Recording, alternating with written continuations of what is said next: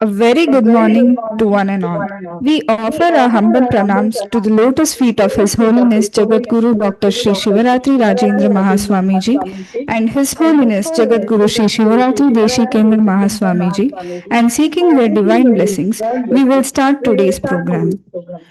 Dear parents and students who have assembled here, traveling from various places with a dream for your future, we are partnering with you in this venture.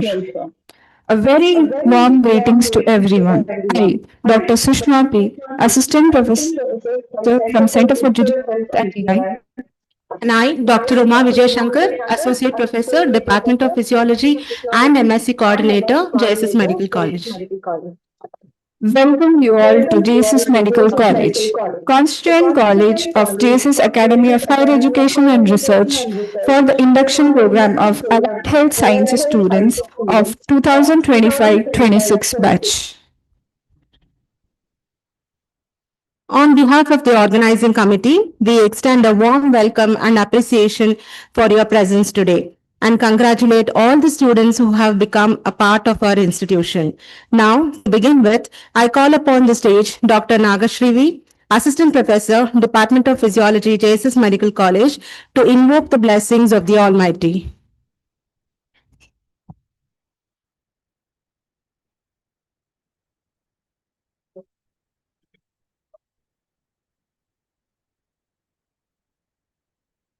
Mahaganapatim Smarami Mahaganapatim Manasa Smarami Mahaganapatim Manasa Smarami Vasishtavamadeva Divandita Mahaganapatim Mahadeva Sutam Mahadeva Sutam Guru Mahadeva Sutam Guru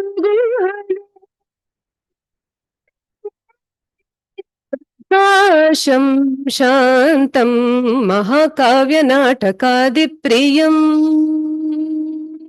Mahakavya Natakadipriyam Mushikavahanamodakapriyam Maha Ganapatim Manasa Smarami Vasishtavamadeva Divandita Maha Ganapatim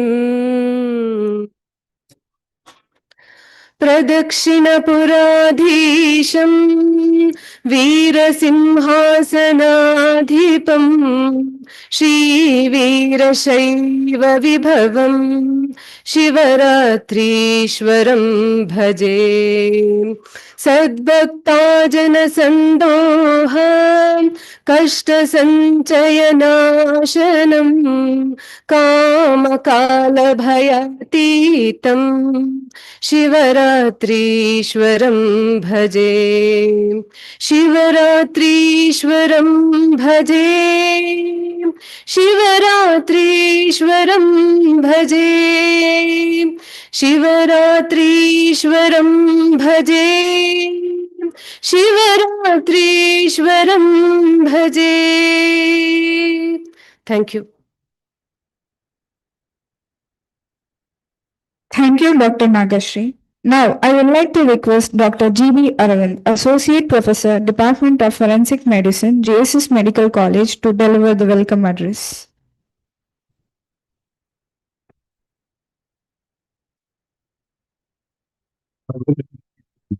At the outset, I'd like to offer my respectful pranams to the lotus feet of His Holiness Jagadguru Sri Dr. Shivaratri Rajendra Mahaswamiji, and seek the blessings of His Holiness Jagadguru Sri Shivaratri Deshikendra Mahaswamiji, the current pontiff and of Sutur Veerasimhasana and Samsthanam. It gives me immense pleasure to welcome Dr. Manjunatha B., Registrar, JSS Academy of Higher Education and Research. He has graciously accepted to be the chief guest of this event. and he has been the guiding light for several of our academic endeavors. We have a very distinguished academician amidst us in Dr. Vishal Kumar Gupta, Dean, Academics, JSS Academy of Higher Education and Research. A very warm welcome to Dr. M.N. Suma, Dean Academics 2 and Dean Faculty of Allied Healthcare and Education, whose meticulous leadership has seen the allied health programs to such a great heights as it is today. I warmly welcome our beloved principal, Dr. Narayanappa, and Dr. Praveen Kulkarni, Vice Principal, Paraclinical, Dr. Amitabh Kishore Dwivedi, Dean Occupational Therapy. I welcome Sri Satish Chandra, the Administrative Officer of JSS Medical College, and Dr. Vijaya Vagesh, Advisor, Allied Healthcare Education, JSS HER. A very warm welcome to all the officers of JSS HER, unit heads, professors, and heads of various departments, and also the coordinators of each of the programs. I also welcome all the other teaching and non-teaching staff belonging to the JSS Medical College, and also all other teaching and non-teaching areas of other units. I welcome all the parents and the students who joined here for the induction program. Your journey into the life of higher education begins as of today. We wish you the very best in this endeavor also. A very warm welcome to all the members of the media, that is the print as well as the electronic media, and a very warm welcome to one and all. Thank you.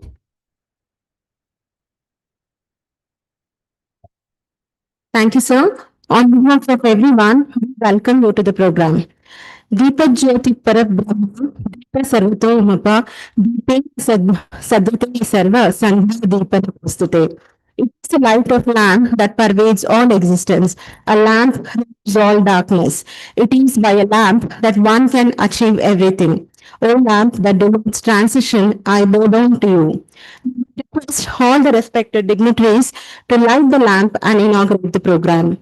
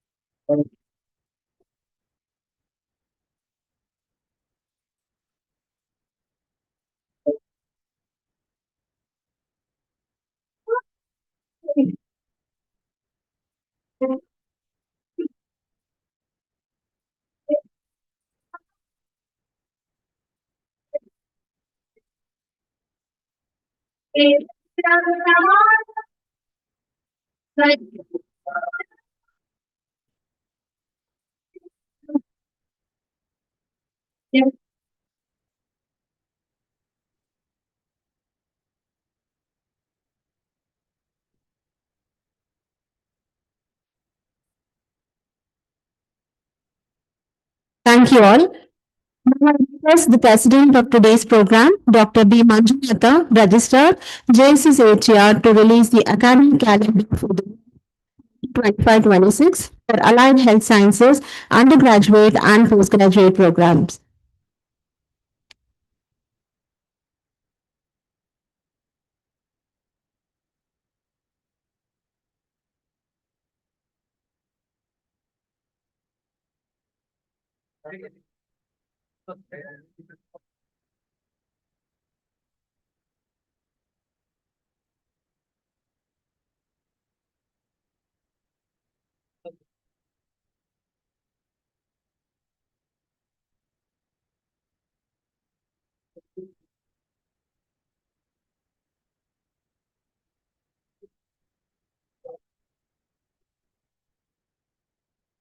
on, it's a kind of speech act. Taking an oath expresses a specific intention to others. Oath taking is also about the intention in the future to commit to act in a certain way. I request Dr. Vinaya Rani, Project Manager, CCCRE Office, Jesus Hospital, to administer the oath.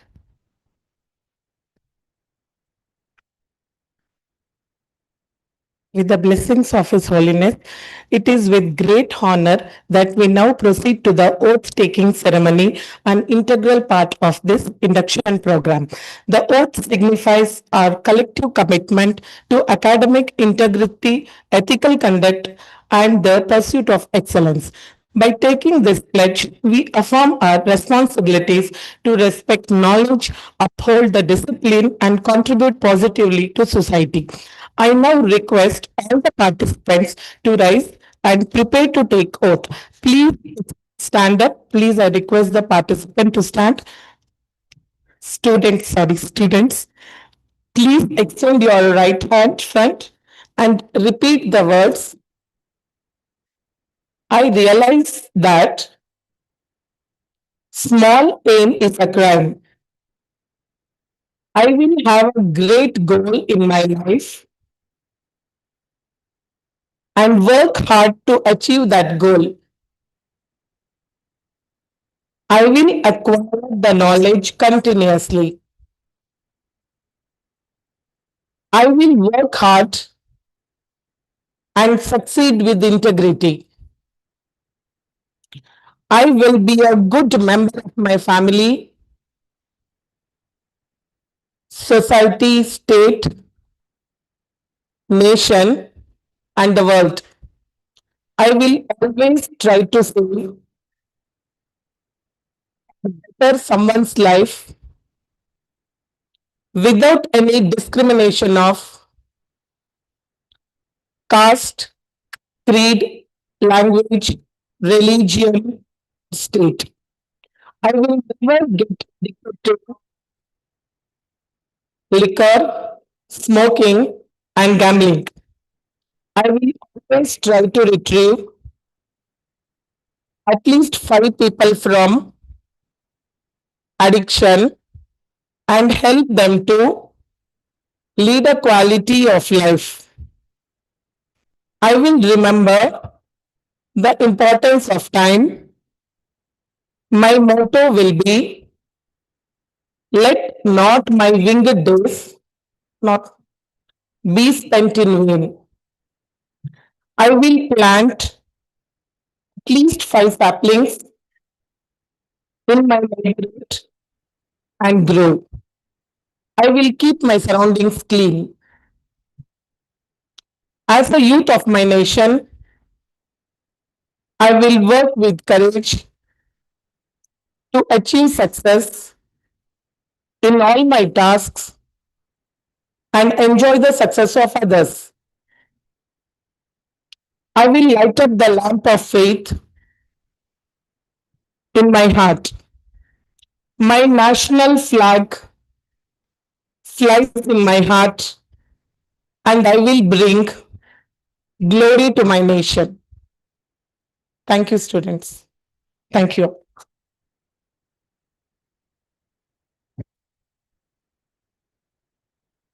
Thank you, ma'am. Now may I request Dr. Narayanapadi, Dean, Faculty of Medicine and Principal, JSS Medical College, to address the gathering.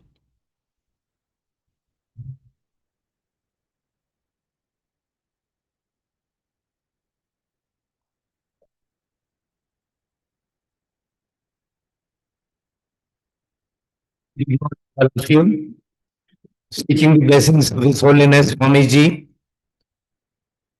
respected our registrar, Dr. B. Manjunatha sir, a man behind all our activities, Dr. Vishal Kumar Gupta, Dean, Academics, Dr. Suma, Dean Allied Health Sciences, who is the person who has totally reformed the Allied Health Sciences education in JSS AHR, and also the Dean of Academics.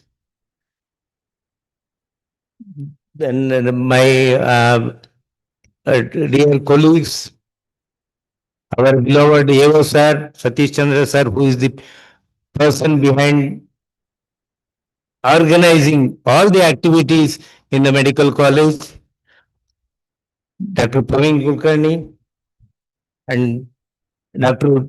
Amitabh ji, occupational dean, and Vijay Vagesh, again, who is leading allied health sciences activities along with Suma madam. First of all, I heartily invite all of you, the students and the parents and all of you to this medical college wholeheartedly. I welcome all of you and wish you all the best. Friends, I again congratulate each one of you for having selected JSS AHER, JSS Medical College as your course for allied health sciences.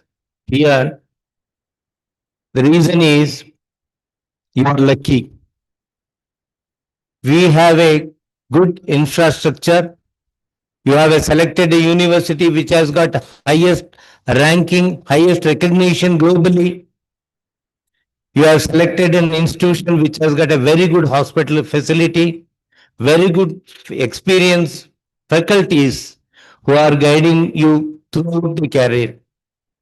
You are fortunate to have a good guidance in this institution and you are lucky to be here.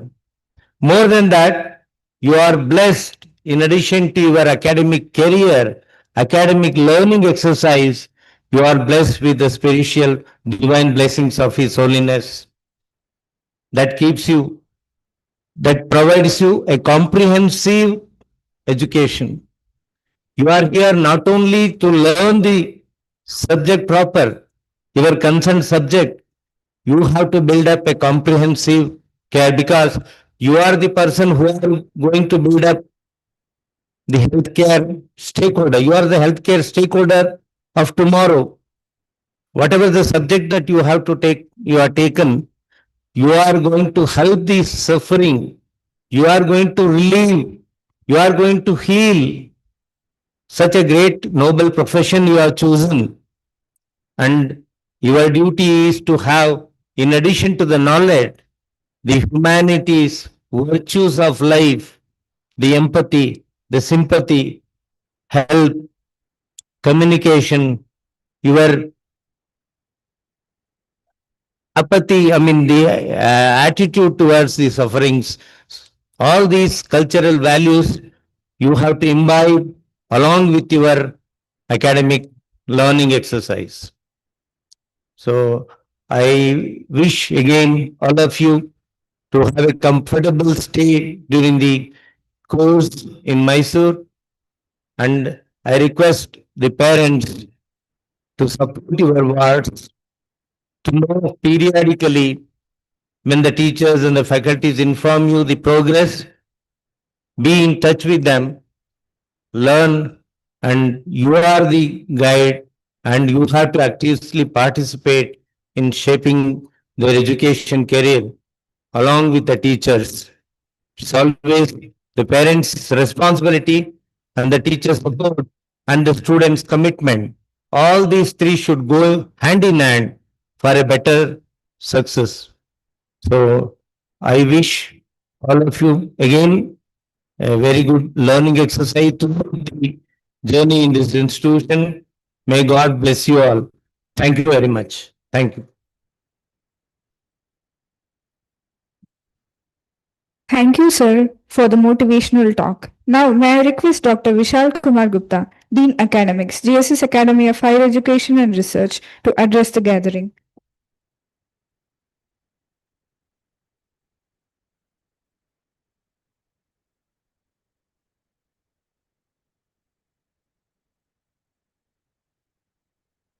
Hearty good morning to all of you. Seeking the blessings of His Holiness Swamiji. In absentia, I bring greetings from our Honorable Pro Chancellor, Vice Chancellor. My greetings also to the President of the function today, Dr. B. Manjunatha, Registrar Sir, Dr. Suma Amin, the Dean Academics toward the University, Dr. Narayana Sir, the Principal of your institution, Vice Principal Dr. Praveen Kulkarni, Sri Satish Chandra Sir, the BSc coordinators who have ably worked to get this program, Dr. Vijay Vagish and Dr. Uma, the MSc coordinators who are working constantly in the background so that this event is successful, Dr. Vinita and Dr. Uma Vijay Shankar. First of all, as your principal sir has mentioned, I should again congratulate you for selecting such a prestigious institution, not just an institution, but a very specialized program of allied health sciences. As you know, it's a blend where you are going to work with the healthcare professionals so that the healthcare delivery reaches to the patients with care and compassion. That role only you can perform with your specialized knowledge. You'll be working with the healthcare team consisting of medical practitioners, nurses, and other divisions of the healthcare delivery system. So you should feel proud that you are part of the system where you are having the power to give a very good health to the patients. The different learning what JSHR brings to you on this platform is here you will not be only attending the classes or learning about the subject. You will also be working with the healthcare professionals only and gaining hands-on skill knowledge. You will be given opportunities for a lot of research. Apart from that, a very uniqueness is you will be exposed not just nationally, but also globally to the international standards and what is happening throughout the world. That's the speciality of the JSSHR programs, what we tend to offer.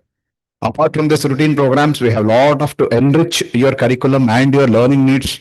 We have a lot of value added and certificate programs, which I encourage you to undergo during your course of journey of study down here. As a student, to expect from you is three important D's, I can say. Discipline is, as you know, it is very, very important. Then you should also have determination. That you should be determined that you will be able to do the things very well as to achieve that, you should have your dedication. If you follow these three principles within your learning structure, definitely you will be able to work towards a different manner. When I told the healthcare professionals, their dimension of learning, what you will be learning from here is we are having a very good different interdisciplinary team. We have dentist stream, we have pharmacy stream, we have health system management, we have the life sciences and other domains. You will also be working with them. So the enriching journey is not just interdisciplinary, but also interdisciplinary, which you will be able to have. As you know, the world is moving towards AI, telemedicine, regenerative medicine, and all the other different aspects. And I am very glad under the leadership of your Dean, Dr. Suma Madam, the curriculum has been enriched and it is equipped with all the necessary learnings and tools which can happen. So at the end, I congratulate you again for choosing this profession as well as the right institution to pursue your dreams.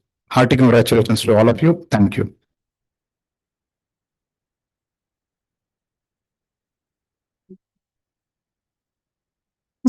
Thank you, sir, for your kind words and guidance. Now I request Shri S.R. Satish Chandra, Administrative Officer, JSS Medical College, to address the students.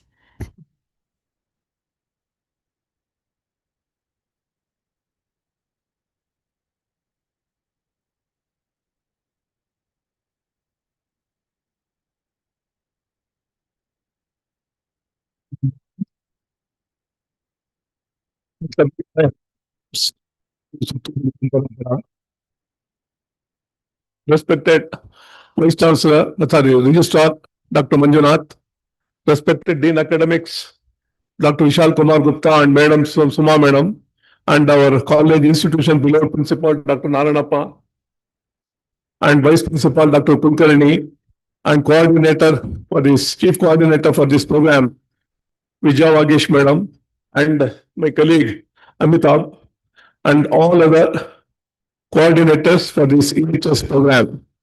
Respected faculty members, respected non-teaching staff, respected parents and guardians, and my dear students. Already our and Vishal Kumar Gupta sir elucidated about the importance of this program. And I don't want to read the same.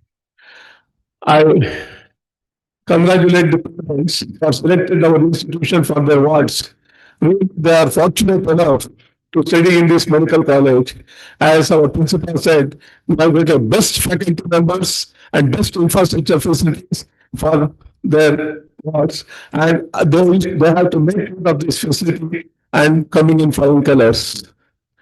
And apart from the academic issue, any other administrative problems are there, please, we have a college office where I'm sitting there, and my colleagues will be there to help you. And you feel free to talk to them, and any problem you can approach us. Regarding administrative issues, regarding fees, regarding any other administrative problems, you can approach us. And we have a college buses, we have got 18 buses in the college, and hospital, they will take you to the hospital also if they are based on this. Whenever a ward enters the hospital, they should not forget to bring the ID card. ID card should be a must for all the students to whether they the college, the college, the hospital. Don't forget that. Otherwise, they will not allow hospital, they will not allow the hospital. So please, whenever inside the campus, please wear the ID card and maintain discipline. And don't indulge in any type of ragging activities inside the college district. We are very strict, I'm telling you. So please, once again, I request the parents and the wards, the guardians to inform their respective wards not to indulge in any type of classes. When they don't have classes, let them go to the digital library, they can spend their time instead of filling up their time in the roaming inside the campus. Okay, any problem, you can approach us and we will resolve the problem. Apart from the academic activities, we have the sports and cultural program also in the college, especially for allied health sciences. Some of it's Dr. Vagish Madam will tomorrow sharing this today's program regarding that also. So everyone should involve in sports and cultural activities also and shine. Okay. So I wish you all the best. I congratulate you once again, and I welcome all to the assessment college. Thank you.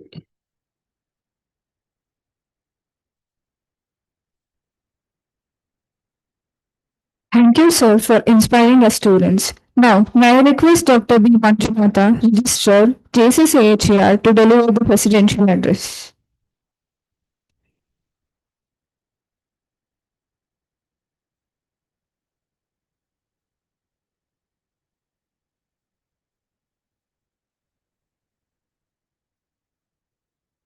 Seeking the blessings of His Holiness Swamiji, dignitaries on the dais, my colleagues, teaching and non-teaching staff, parents, and my dear students. I bring greetings from our Chancellor, His Holiness Swamiji, our Pro-Chancellor and Vice Chancellor. They have sent their best wishes for this event. And at the outset, I should thank you for selecting our college, because there are many choices for you, but you have selected our college, seeing into various aspects. So, and this is one profession which has no recession. There is nobody can say this has gone out of demand or out of health care, and allied aspects will always be in demand.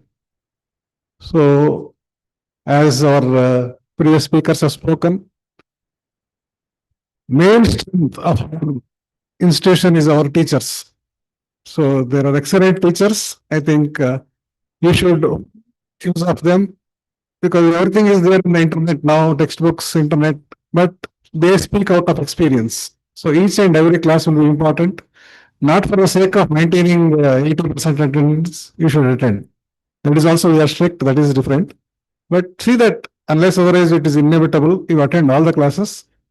Don't listen to your seniors. They may say this is not important, that is not important. Each and everything is important. And our infrastructure is excellent. To name a few, we have got a 1 crore plus anatomy stable. And a skill and simulation lab is more than 20 crores. So everything is exposed. so that all aspects will be well trained apart from regular teaching. So one or two words about even this thing, please maintain your health. Now, the younger generation, you are seeing a lot of myocardial heart attack, hypertension, everything. It has been started in the teenage. So please maintain your health. Do some physical activity every day. It is not that you have to read for 24 hours. So dedicate at least 45 minutes to 1 hour every day for physical activity. That is very important. Mental health is important. And limit, I don't say don't use your mobile, limit the usage of mobiles for other purposes. There is plus points, negative points, both. So limit it as far as possible. And whatever you do in your life, whether you are reading, you're watching your mobile, watching a movie, enjoy it fully. Don't, while reading, you don't think of movies, or when you go for a movie, you don't think of studies. So one day we can relax, but day-to-day activities, you see that you are updated and your plus 2 or PUC, what you did, you are studying systematically, the same thing should continue. It is not that once you get freedom, you are away from parents. It is not so, because it is your own future. You are all adults now. You should realize your responsibilities and move forward. As mentioned by our placements and other areas, also very good because of the name and the ranking of the college. So I wish this event all the very best. And there are series of talks following this, and each and every talk is important. Please attend and, if possible, interact also. And parents' interaction, that I think Dr. Summa will be speaking. I think that is very important. It is not that you are doubting your parents or children. To appreciate them also, you should come, whether they are moving away from the normal tendency. If they are having shortage of attendance, if they are not performing well, we can help them to do well. So I wish this event all the very best. I thank the organizers for organizing this event. Thank you.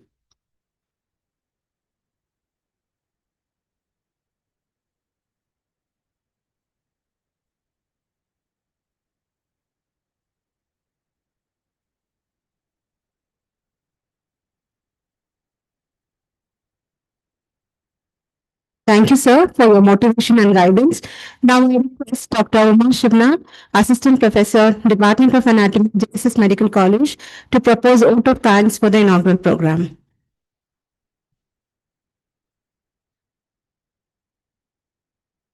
A very good morning, one and all.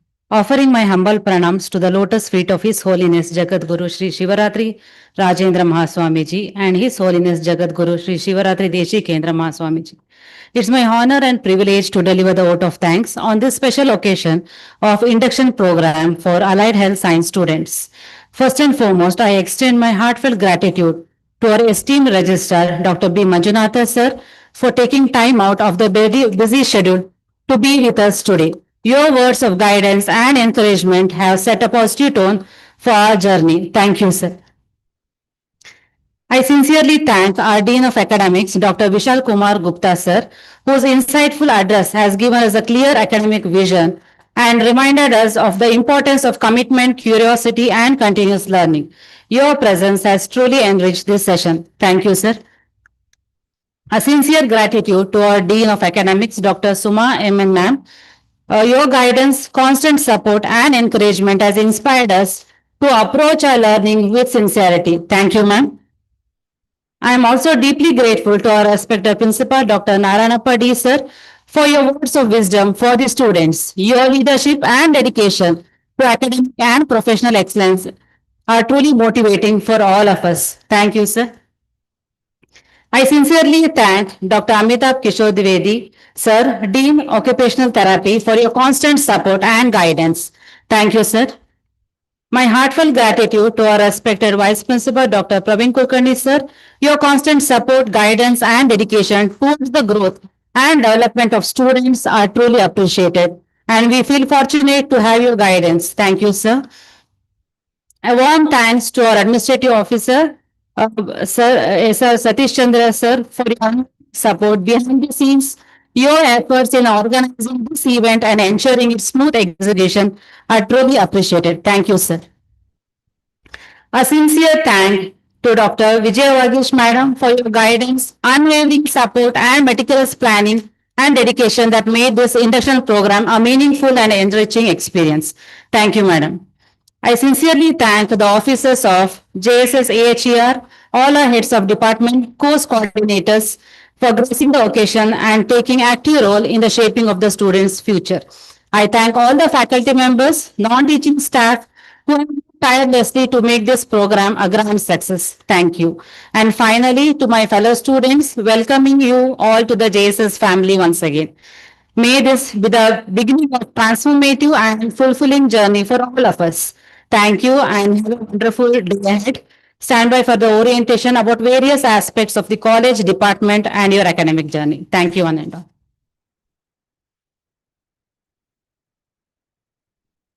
Thank you, ma'am.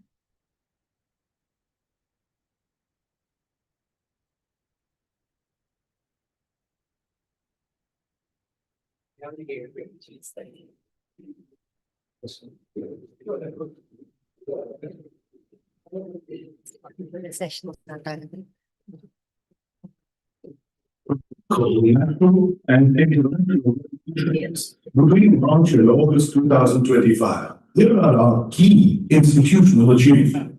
The Union Education Minister, Shri Dharmendra Pradhan, has released the NIRF India Rankings 2025 with a record 14,163 institutions participating across the country. In this highly competitive edition, GSS Academy of Higher Education and Research, Mysore, has once again emerged as a leader in higher education. This year, GSS AHER has secured the 21st rank among 1,002 universities, rising from 24th last year and proudly retaining its place in the top 25 universities of India.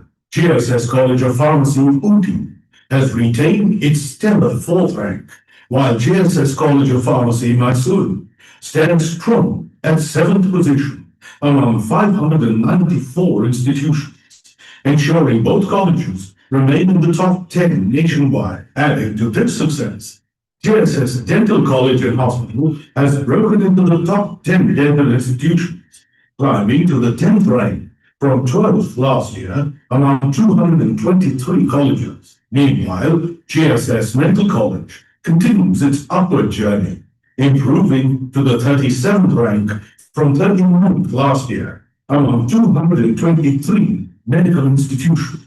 For the first time, NIRF introduced a Sustainable Development Goals SDG category, and GSS AHER has been ranked in the prestigious 11 to 50 rank band, showcasing its commitment to global sustainability and societal impact. These outstanding results reaffirm GSS AHER's position as a beacon of academic excellence, research innovation, and social responsibility. Achieving the historic milestone, entered the world's top 100 for the first time, with an overall global rank of 56 and third in India, with an outstanding score of 91.9 among more than 2,500 global participants. Only 4 Indian universities reached the top 100, and GSS AHER is one of them. The 2025 Times Higher Education THE Impact Rankings, released on June 18, 2025, during the Global Sustainable Development Congress, held at the Istanbul Congress Center, Turkey. In SDG 7, affordable clean energy ranked second globally and third in India. This achievement is driven by solar energy adoption, biogas plants, energy efficient infrastructure, and sustainable energy growth, along with India's renewable energy mission. In SDG 6, clean water and sanitation ranked 11th globally and first in India, reflecting our strong commitment to safe drinking water systems, rainwater harvesting, and sanitation awareness initiatives.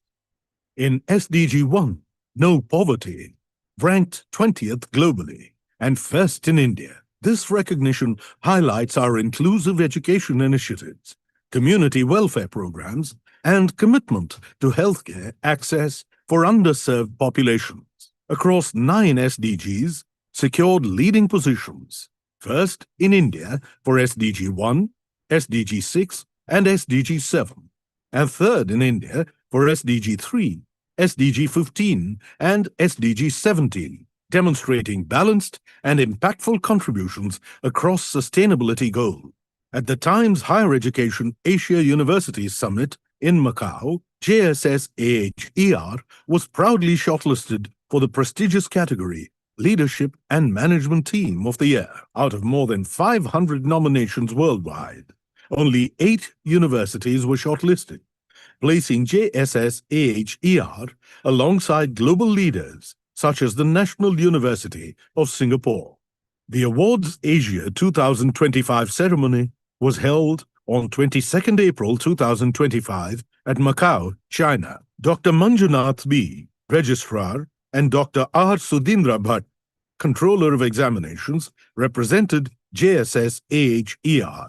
In the QS World University Rankings by Subject 2025, JSS AHER maintained its global rank band of 101 to 150 in pharmacy and pharmacology and proudly secured the third position in India. In medicine, the institution moved up to the 651 to 700 global band, ranking 13th nationally, reflecting consistent academic excellence. QS Subject Rankings 2025 results were announced on 12/3/2025. In the Times Higher Education Asia University Rankings 2025 secured a place in the 401 to 500 band among 1,213 higher education institutions across Asia and ranked 57th among 130.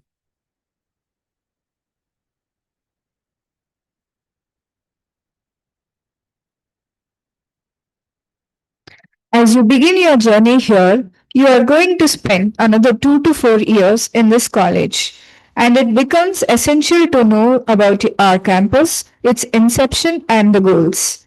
Now, I welcome Dr. Praveen Kulkarni, Vice Principal, Paraclinical, JSS Medical College, to present an overview of JSS AHER, JSS Medical College and Hospital. Over to you, sir.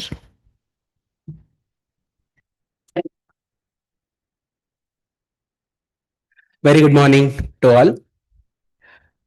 First of all, clap for yourselves.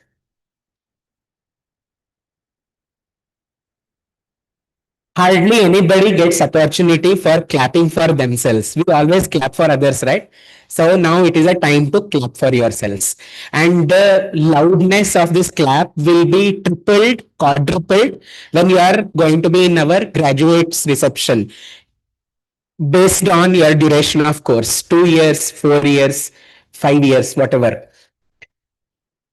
Now it is a time to celebrate your success. Celebrate your success of joining an institution for undergoing a very important professional course in your life. Till today, you are all recognized with your names. Student of this, student of that. From today, you are going to get a tag. That tag is student of genetics program, student of Master of Public Health, student of Allied Health Sciences. This tag, what you are going to carry, that tag is a great prestige for all of you. And for your parents also. Till now, you were all telling you, my son is studying in secondary school, my son is studying 8th standard, 9th standard. Now, you are going to, son or daughter, you are going to add prefix. You are going to add a suffix that my son or daughter is going to become geneticist. My son or daughter is going to become an optometrist. My son or daughter is going to become a lab technician. My son or daughter is going to become a public health professional. So it is a matter of pride. Parents, please clap for yourselves. Students, clap for your parents. it is a long, long, long way you have all come to reach this particular level. My job is to orient you about our institution. You have been seeing since you entered into the hall a video that was being shown that was depicting various accolades of our institution as a university, as a medical college, and as various constituent departments. Now, I won't spend much time in telling about the rankings. I will tell the stories behind these accolades, and I will tell you how we achieved it, and I will tell you how you can contribute in future in taking these accolades to a higher level. As I told, it is a time to congratulate you all. The reason why we are all sitting at this place is the great visionary, His Holiness Jagadguru Dr. Shivaratri Rajendra Mahaswami Ji. He told, ignorance, if you remove the ignorance from the society, you can enlighten the society with great amount of positivity.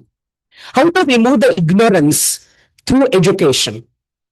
He is the one who lighted the lamp of education, lamp of health, lamp of giving services to the people. And because of his vision, the institution was established.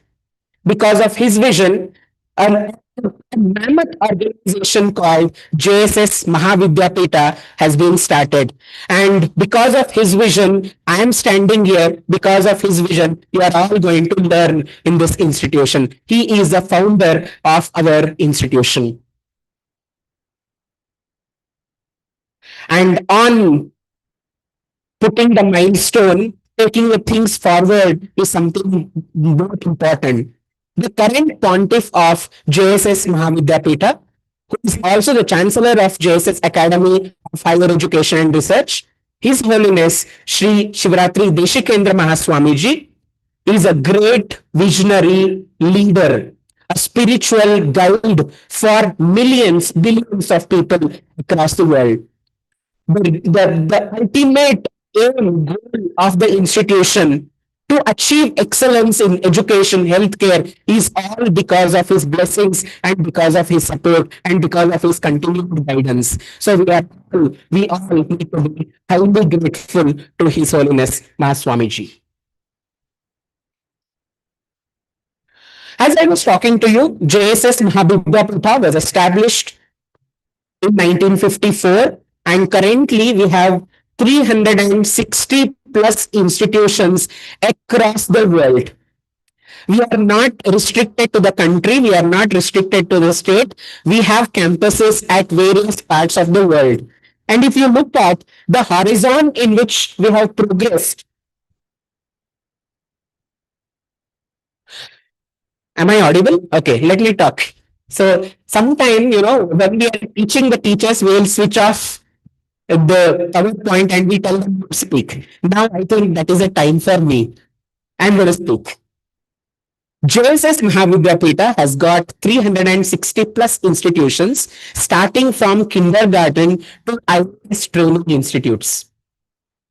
And the number of students who are studying in these institutions are enormous, and our students and alumni are at different parts of the world serving at various capacities, starting from the ministers, starting from the councillors, starting from the parliamentarians and great healthcare professionals across the world. And this whole organization, which was producing large number of healthcare professionals, has entered into the area of health professional education. The institution started JSS College of Pharmacy, JSS Dental College, JSS Medical College in Mysore, and JSS College of Pharmacy, Ooty. These are all the horizon of institutions that you can see.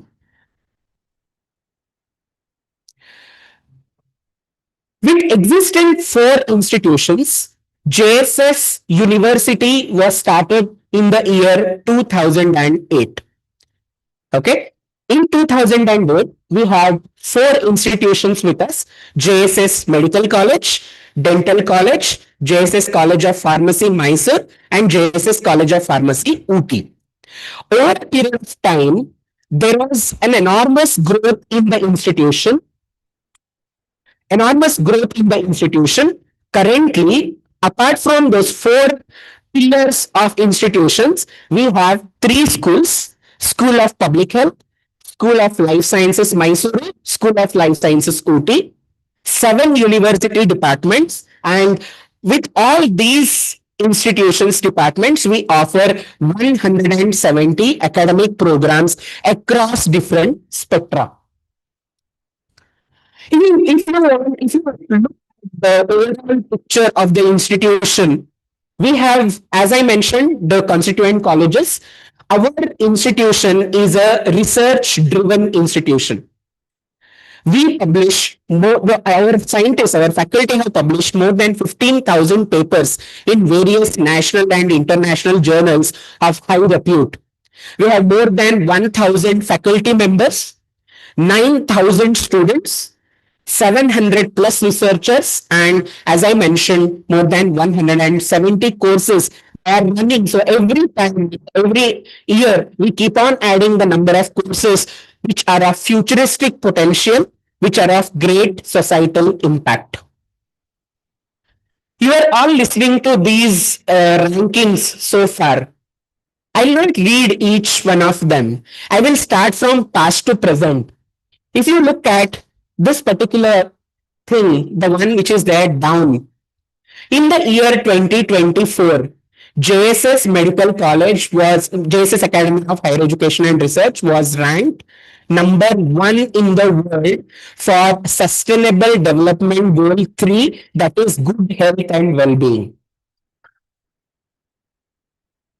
The reason why our principal was saying you're lucky is this. There are more than 1,400 universities across the world participated in this ranking. Among them, JSS Academy of Higher Education and Research was the number 1 university in the world in 2024. And if you ask me in 2025, what is the situation? In 2025, out of 10 sustainable development goals for which we have competed from the university, 3 sustainable development goals for 3 SDGs, we are ranked number 1 in India. And the ranks in the world are displayed over there. If you look at the overall university ranking for the year 2025 that you see in the first slide, so there is an enormous improvement in the number of, we are one among the top 100 universities in the world as per the sustainable development goals are concerned. What is the sustainable development goal? I think all of you need to learn about it. There are 17 sustainable development goals that are the goals for future that has been designed, depicted in 2012 by the United Nations, and all of us have to strive for excellence in achieving these sustainable development goals. If you ask me, as JSS Medical College, JSS Academy of Higher Education and Research, we contribute to 16 sustainable development goals. Only one sustainable development goal which we do not have much to contribute is life below land.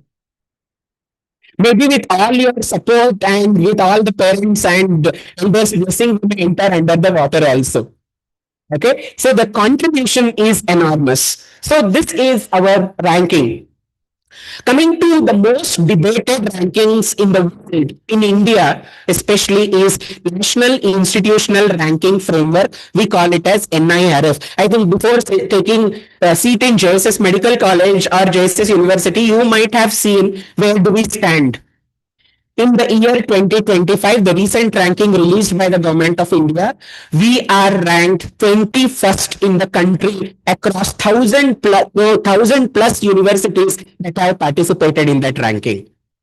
So what is this ranking? This ranking doesn't come to the college and look infrastructure, the building is good, painted well, there are people, crowd is there, let us give the ranking. It is not like that. It is based on how many students are there, what is their diversity, what is the research potential of the institution, how support is given to the socially backward students, how the support is provided to the disabled students, and how much is the impact the institution is creating in terms of the perception of what people talk about the institution. All these components are taken into account before releasing this particular ranking. This is again an overall picture of our accolades.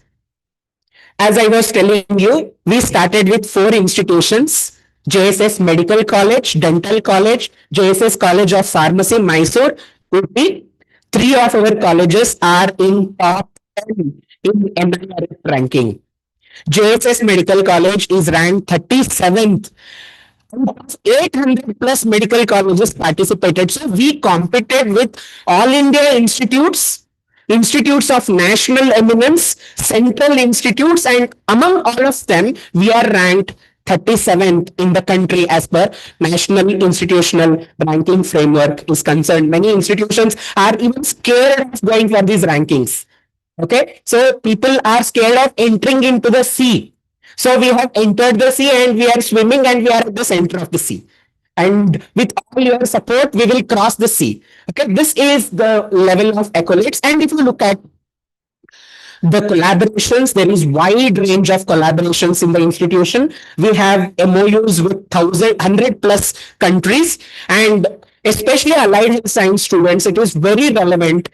Most of the other allied health science students get the jobs outside the country because the demand is more and they are going to have a better job opportunities. Lot of other students seek the job outside the country. And when you go to some country, they ask you from where you did your MBBS. So we have already collaboration with 100 plus countries and 100 plus university institutions across the world. So if you say I'm from JSS, people will recognize you. This is a level of confidence, this confidence with which I'm speaking. Coming to this institution, let me talk about JSS Medical College. As I told, JSS Medical College started in 1984. Our sole purpose was to give undergraduate medical education. With 150 MBBS seats, the medical college was started. Initially, the college was affiliated to Mysore University, and the undergraduate program was going on. And later, when all medical colleges were brought together under one umbrella called Rajiv Gandhi University of Health Sciences of Karnataka, we got affiliated to Rajiv Gandhi University, and we have started our postgraduate programs and paramedical programs. And in 2008, a great milestone, we had our own university, JSS University. Okay. And once the university status came to us, we started large number of courses, including allied health science programs. And in 2025, apart from undergraduate program and postgraduate program in medicine, we offer large number of allied health science programs, MSc programs, BSc programs. The list I'm going to show you in my next slide.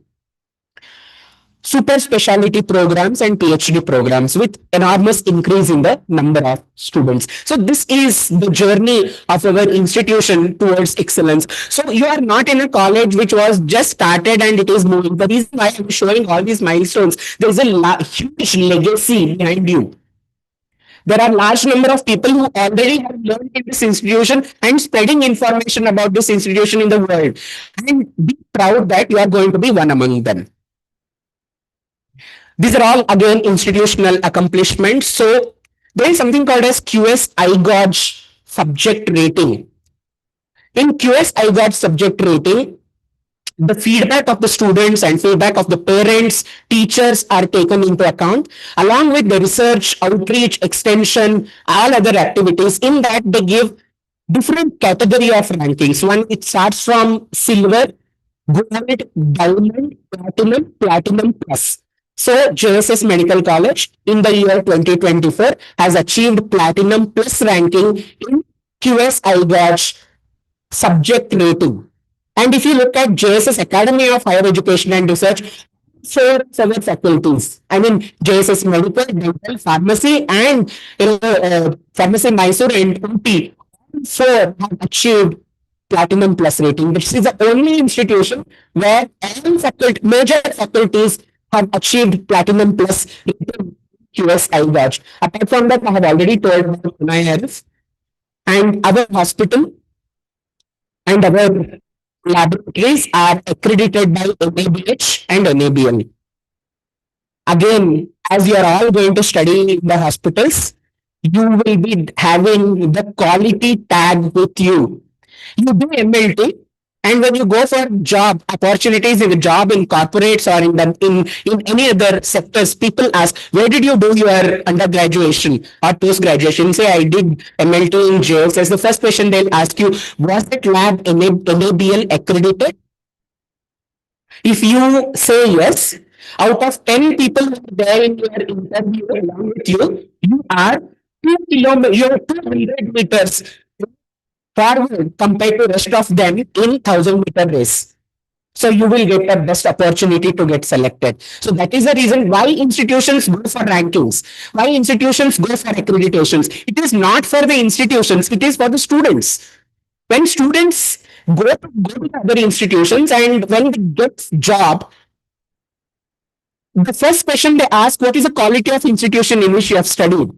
So this is all the reason why we go for ranking, and our hospital is NABL accredited and laboratories are NABL accredited, hospital is NABH accredited, and also we have HIV testing laboratory which is NABL accredited. Our institutional ethics committee is NABH accredited. Okay, so I was telling you something called private ranking agencies also, like Outlook iCare has placed our institution in top 5 positions at different levels.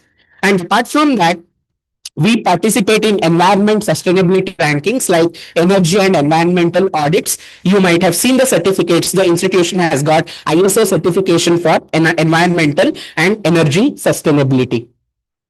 So these are the programs that we offer, large number of programs.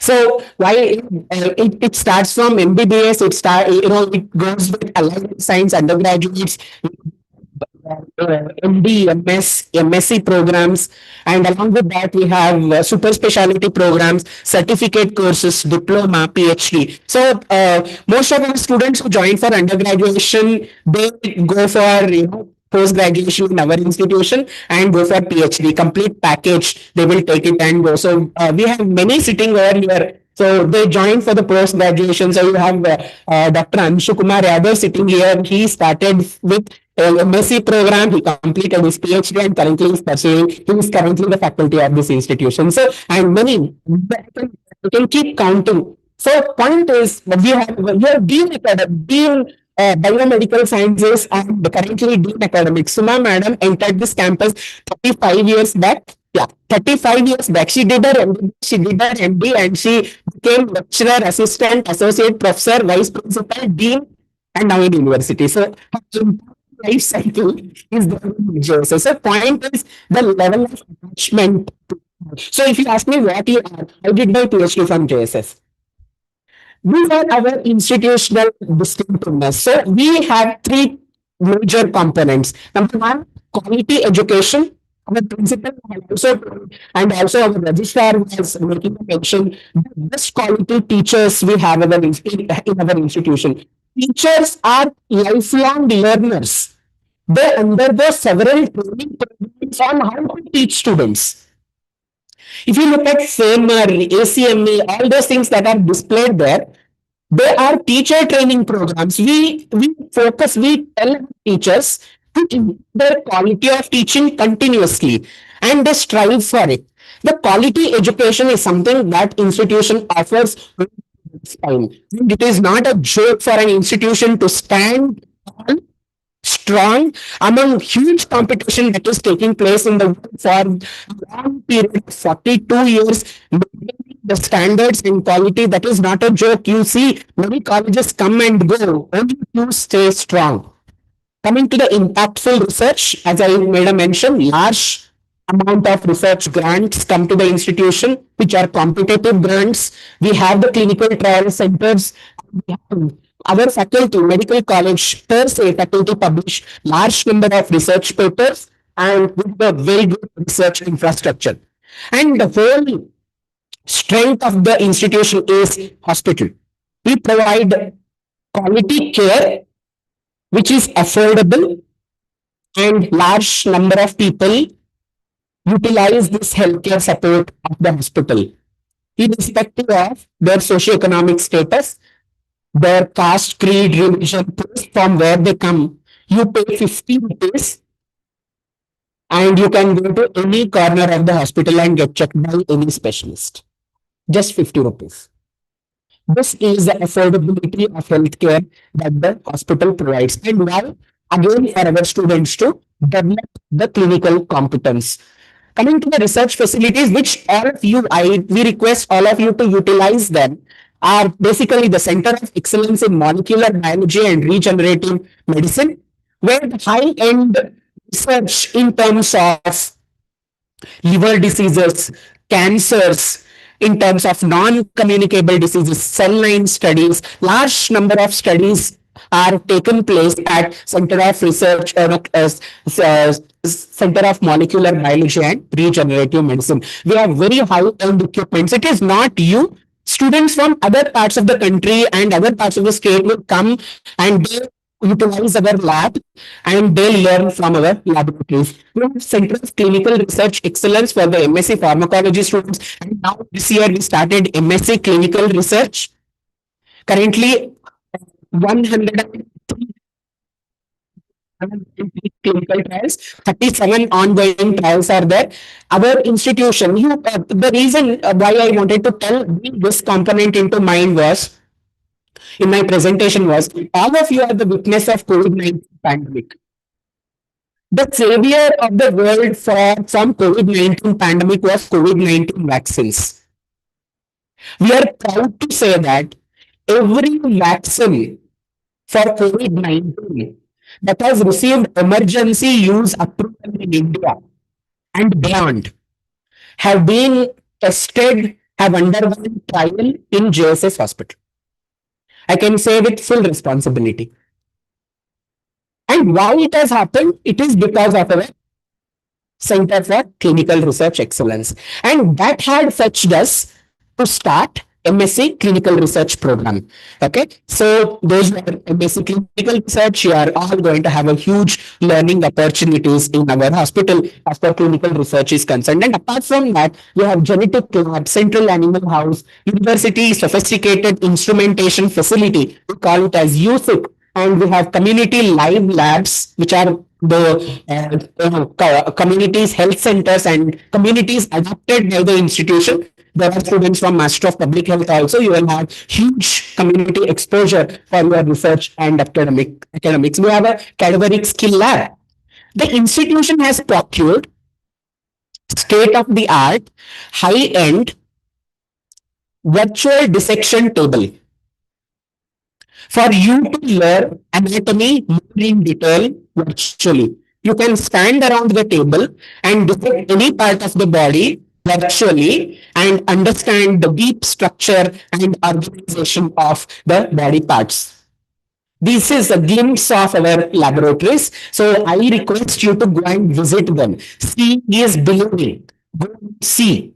Okay, our laboratories and our infrastructure. Parents, if you get some time, please visit our hospital and health facilities, and also our labs have idea about it. This is the research outcome of the institution. The reason why I want to tell about the research multiple times is, number one, I've already told, JSS is a research intense university. Lot of our undergraduate and postgraduate students are involved in conducting quality research. MSc students are there. All MSc students, please listen to me. The institution gives seed money for conducting research, your dissertation work. There are very few institutions which offer. They make you pay for the chemicals, they make you pay for the reagents. Our institution provides seed money for the postgraduate students who want to do the research. And we also give it to the undergraduate students as well. Make the best use of it. Okay, so, and that will help you in writing the research publications. And when we do the interview, principal is there, dean madam is there, and all of us, we acknowledge what I say. When we do interviews for the candidates who want to join for job in our institution, those who come from outside, we ask them what is a research title that you did in your MSc. Most of them struggle to explain them to us. But that is not the case with our students. They fluently tell what they did and they will have one publication in their hand before they leave the course. That will give a lot of confidence for them, and wherever you go for the job, people will definitely acknowledge your research potential. These are our learning resources. Again, you will be taken to various parts. Tomorrow you will be visiting your departments also. We have very good research and infrastructure facilities for learning in terms of skill and simulation lab. You should visit our skill and simulation lab, which is one of the state of the art infrastructure with high end mannequin and high end simulators for the students to learn the clinical skills. And a digitized anatomy museum. You go to anatomy museum, you scan the QR code on any specimen there, you will be able to see the complete picture and complete information, a video picture of the particular specimen that you are going to see. We have computer assisted lab, etc. These are all our classrooms, learning facilities, auditorium where you are sitting. We have a similar auditorium in the hospital also. So we have very good facility, as I told, for developing clinical competence at the hospital. For example, I'll be talking about hospital a bit later, but we have huge outpatient facility. More than 10 lakh patients visit the hospital every year. And inpatients are more than 1 lakh every year. So NMC and all other agencies say you need to have these many numbers. We have already crossed those numbers and we go for higher level of developing clinical competence and care. So good operation theaters, the students who are going for operation theater technology and those who are all going for CTVS related studies department. So you have very good facility for you to learn in the hospital. Okay, so we have a good NICU, an excellent NICU for providing support for care for the children, and also large number of ICU beds for the students to learn and also to provide the care to the patients. These are extension activities. We participate, we provide care to rural, urban, tribal, all three domains of population. We focus on not only curing the disease, we focus on prevention of diseases, promotion of health, and once the diseases occur, we cure. And if there is a need for rehabilitation, we go for rehabilitation. We provide a spectrum of preventive, promotive, curative, and rehabilitative aspects of healthcare with our intense outreach activities. So you will all be involved in outreach camps, outreach awareness activities, and you will be learning with the community. We call it as community-based and community-oriented education. Our outreach centers, our outreach activities are quite recognized by the national and international agencies. We have a Center for Tribal Health Research that has been recognized by Wellcome Trust Foundation. So we have an excellent library, both physical as well as e-library. Okay, we call it as digital library, that is situated in the ground. The main library is there in the first floor and the digital library is there in the ground floor. We have access to large number of databases. Okay, so you can learn from anywhere, okay, using the platform.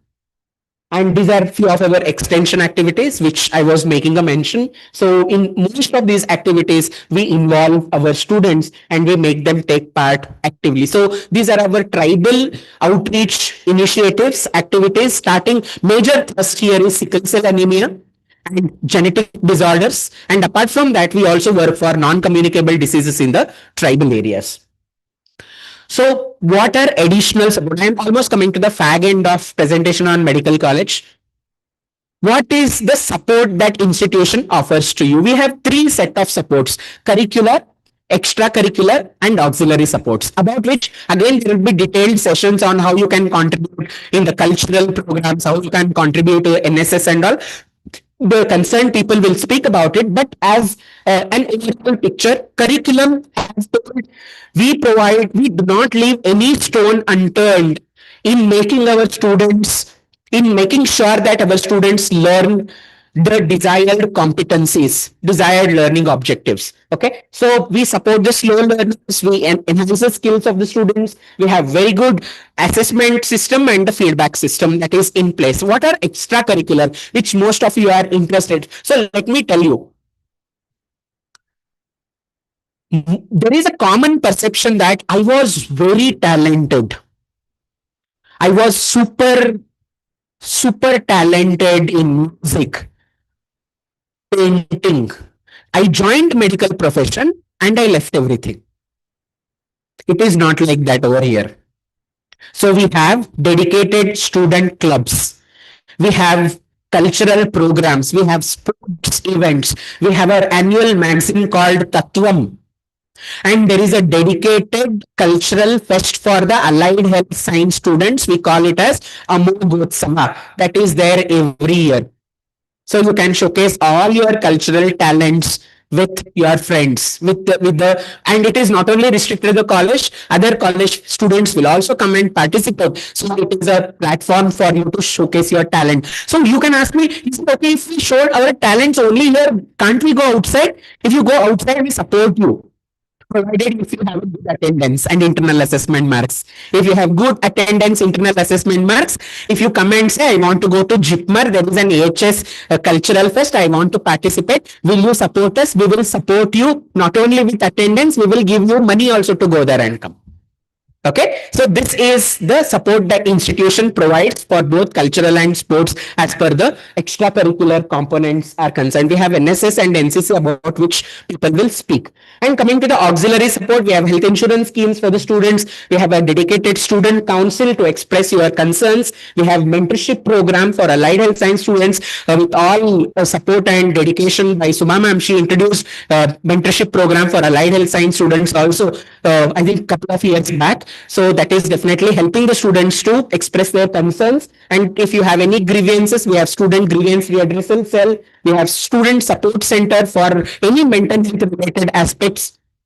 We have anti-ragging committee about which there is going to be another session, and there is something called internal complaints committee. If there is any concern related to the sexual harassment or something, so internal complaints committee will take it very seriously, and it is a legally allowed body to take action. And we have international student cell. If you want to if you want to go outside the country, if you are finding out opportunities, the international student cell will definitely help you in finding it out. And we have a cooperative society for getting your stationaries and all. So these are glimpses of our cultural fest, Amogotsava. It will happen in the same hall you are all sitting. Okay, so n number of programs are conducted. So coming to the last part of presentation, JSS Hospital.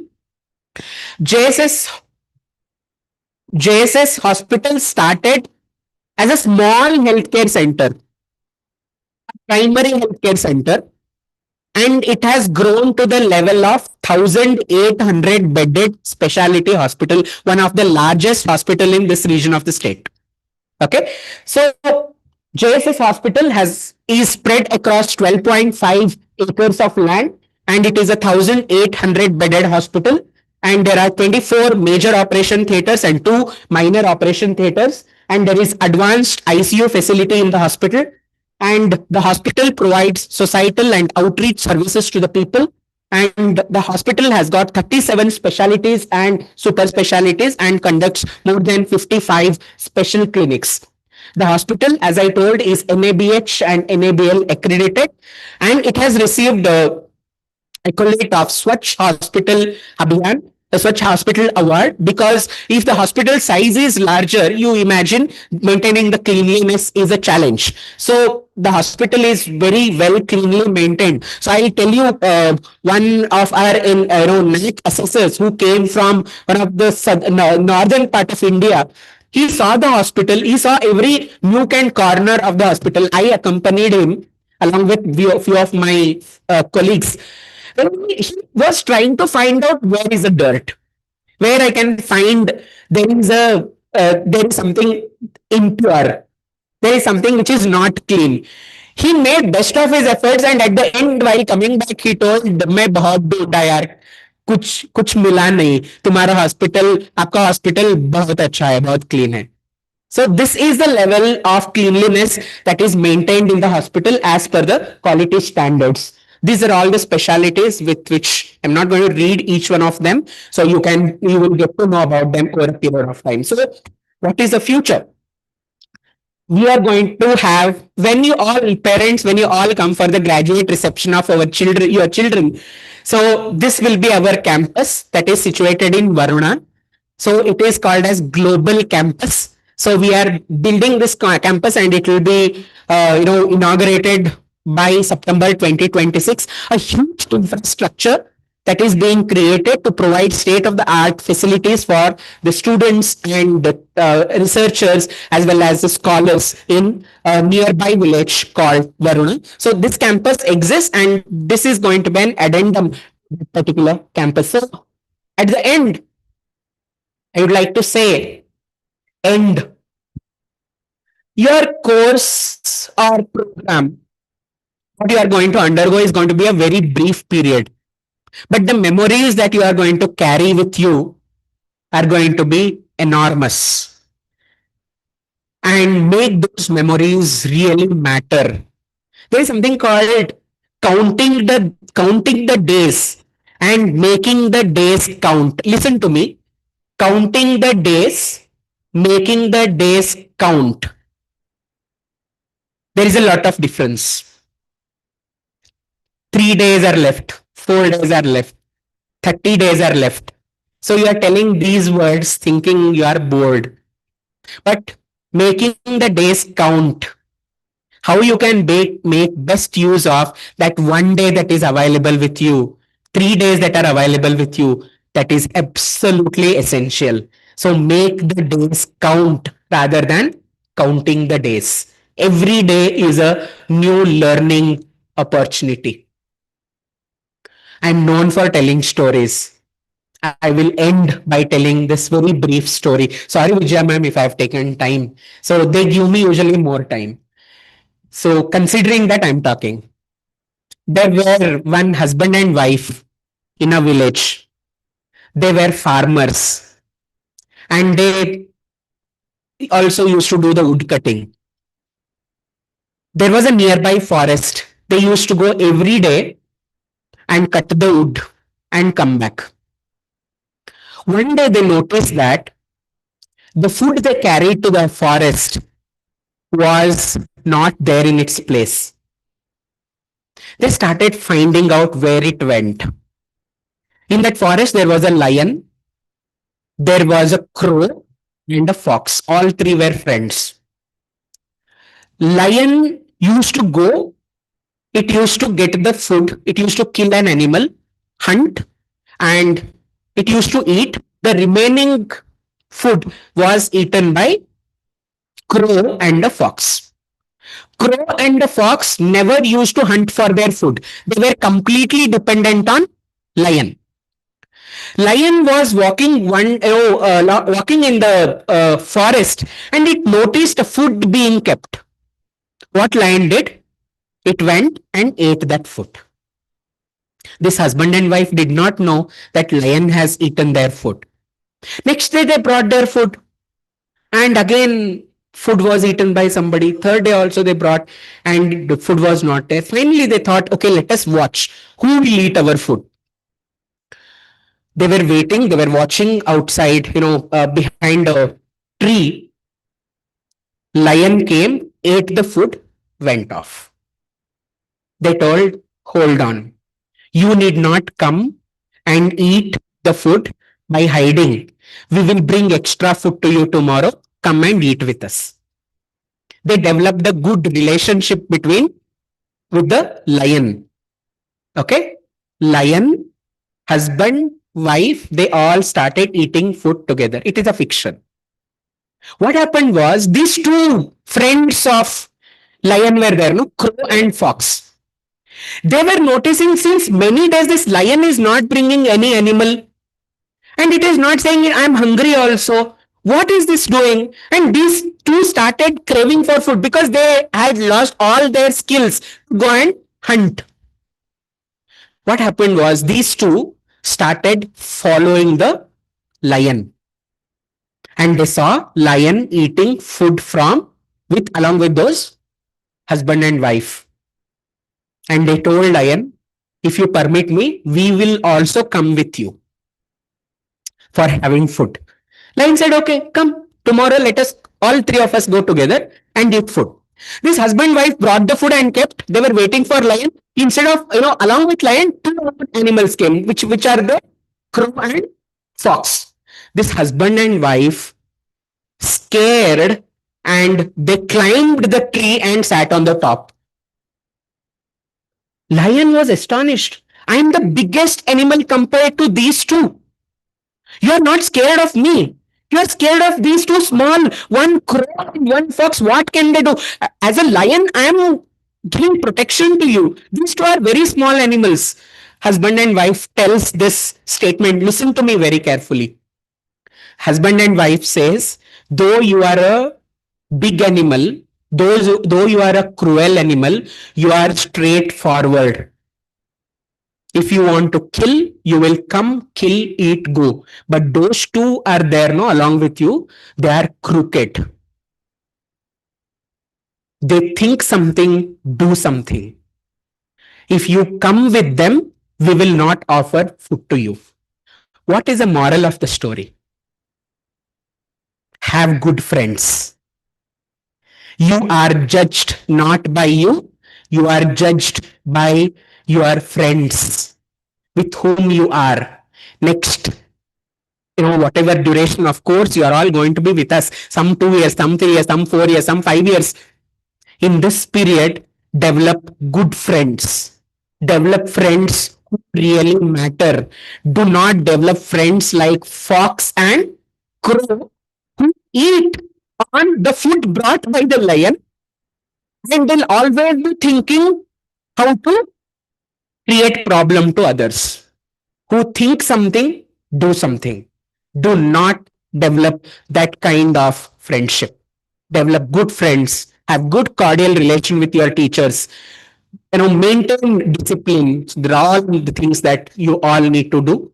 I would like to thank you all for patient listening, and I wish all of you a great success in your life.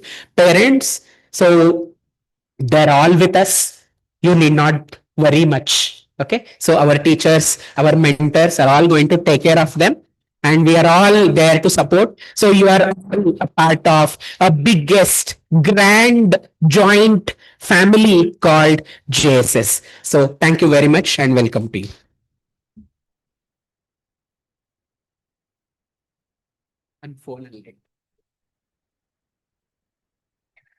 Thank you, sir, for such an authentic depiction of the university. I now request Dr. Vijay Y, Associate Professor, Department of Physiology, Advisor, Allied Health Sciences, JSS Medical College, to give us an overview of Allied Health Sciences.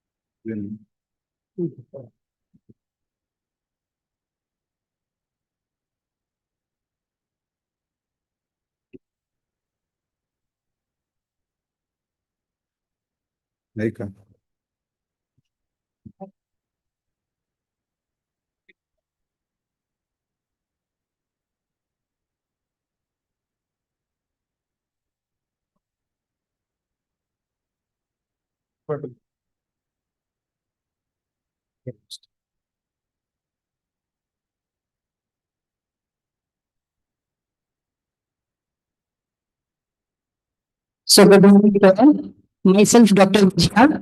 I am the Chief Coordinator for all the allied health science courses which are held in this institution. So I'll be your first point of contact for all your academic and cultural sports related activity. Okay. So I think now. So we'll start with our questions you have. Regulations, because students are also there. I don't want your students to later tell you that this was the rule, not this. So all the course education, how it runs, what is the pattern for the examination, everything. So students, kindly, so that I don't any later confusion about you all. Right? Start. To start with, you all have taken applied science courses, right? According to all, what do you mean by applied science? You all have come into allied profession. So what do you mean by allied health profession? Because you all are in college now under the category of allied health professions. Come on, anyone. What do you mean by allied health professions? Are you someone who is working in the front line with the doctors? Yes or no? Come on, Pa. Today I'm not exams asking some simple questions, right? You all have taken up the course. I think you can tell us whether it is true or wrong. Is it correct that you people are working with the doctors in the front line for all the primary care? Yes? Yes, so you people are called as allied professionals because, like doctors, you people are going to assist the doctors in the front line for all the primary care of the patient. I am not saying that you are going to give them the medicine. You will be following the instructions of our medical doctors, following it accordingly and trying to be in the front line, making or taking better care of the patient. So that will be your job as you have entered with us. So you all have welcome to our JSS family. Admission is taken, and I think you all are dreaming of your to start. Yes.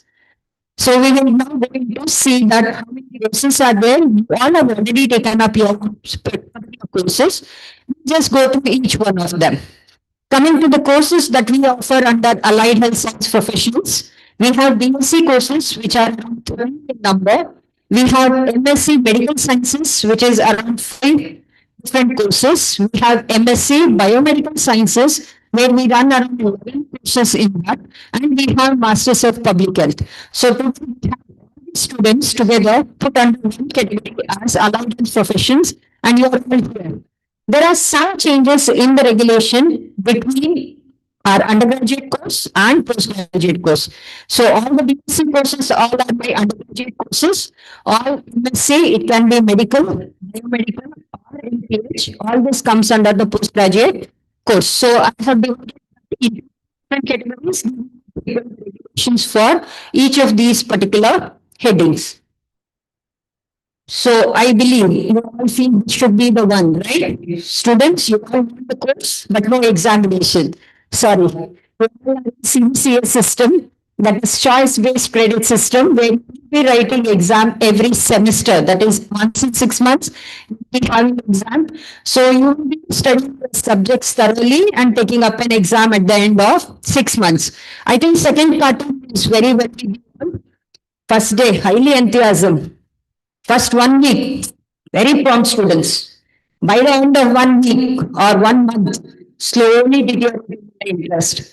By the time the exam comes, I have not studied in the last complete 6 months. Now all my candles are supposed to be burning and I have to study in the last moment.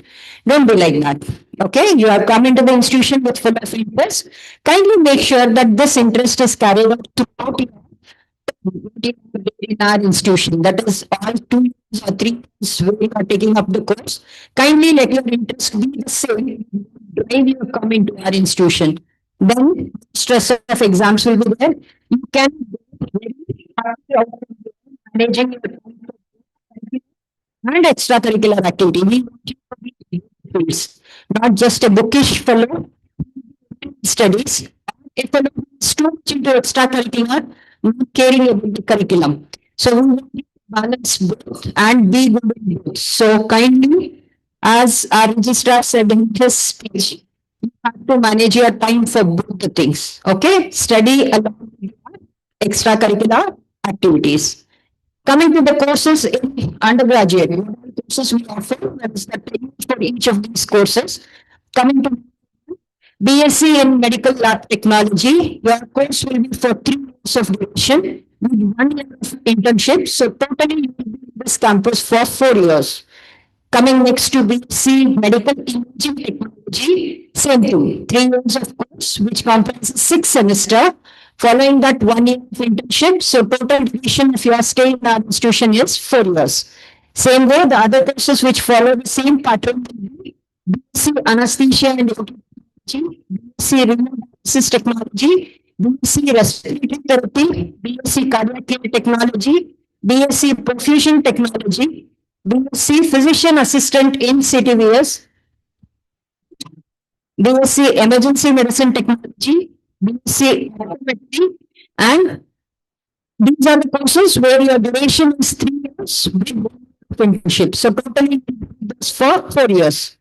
BSc Forensic Science, students who have opted for BSc Forensic Science, your courses of only 3 years duration with 6 semesters internship. So you'll be completing your course at the end of 3 years. Coming to occupational therapy, students who have opted for bachelor's of occupational therapy, courses of around 7.5 years duration. Where, sorry, you have a semester, not 6 semesters. So your course is 4 years with 6 months of internship. So 8 semesters followed with 6 months of internship will be your course completion. So you'll be awarded a degree at the end of 4.5 years. The last but not the least, BSc Honors in Genetics and Genomics.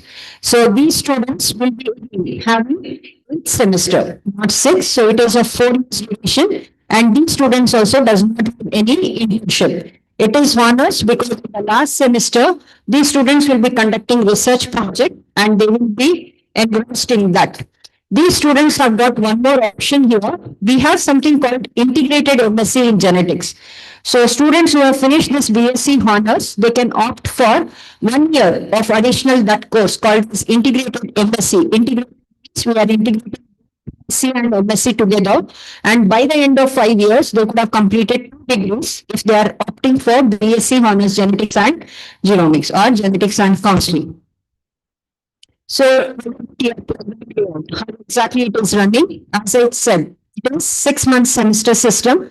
In each of these 6 months, you will be having 3 subjects, what we call it as 3 core subjects.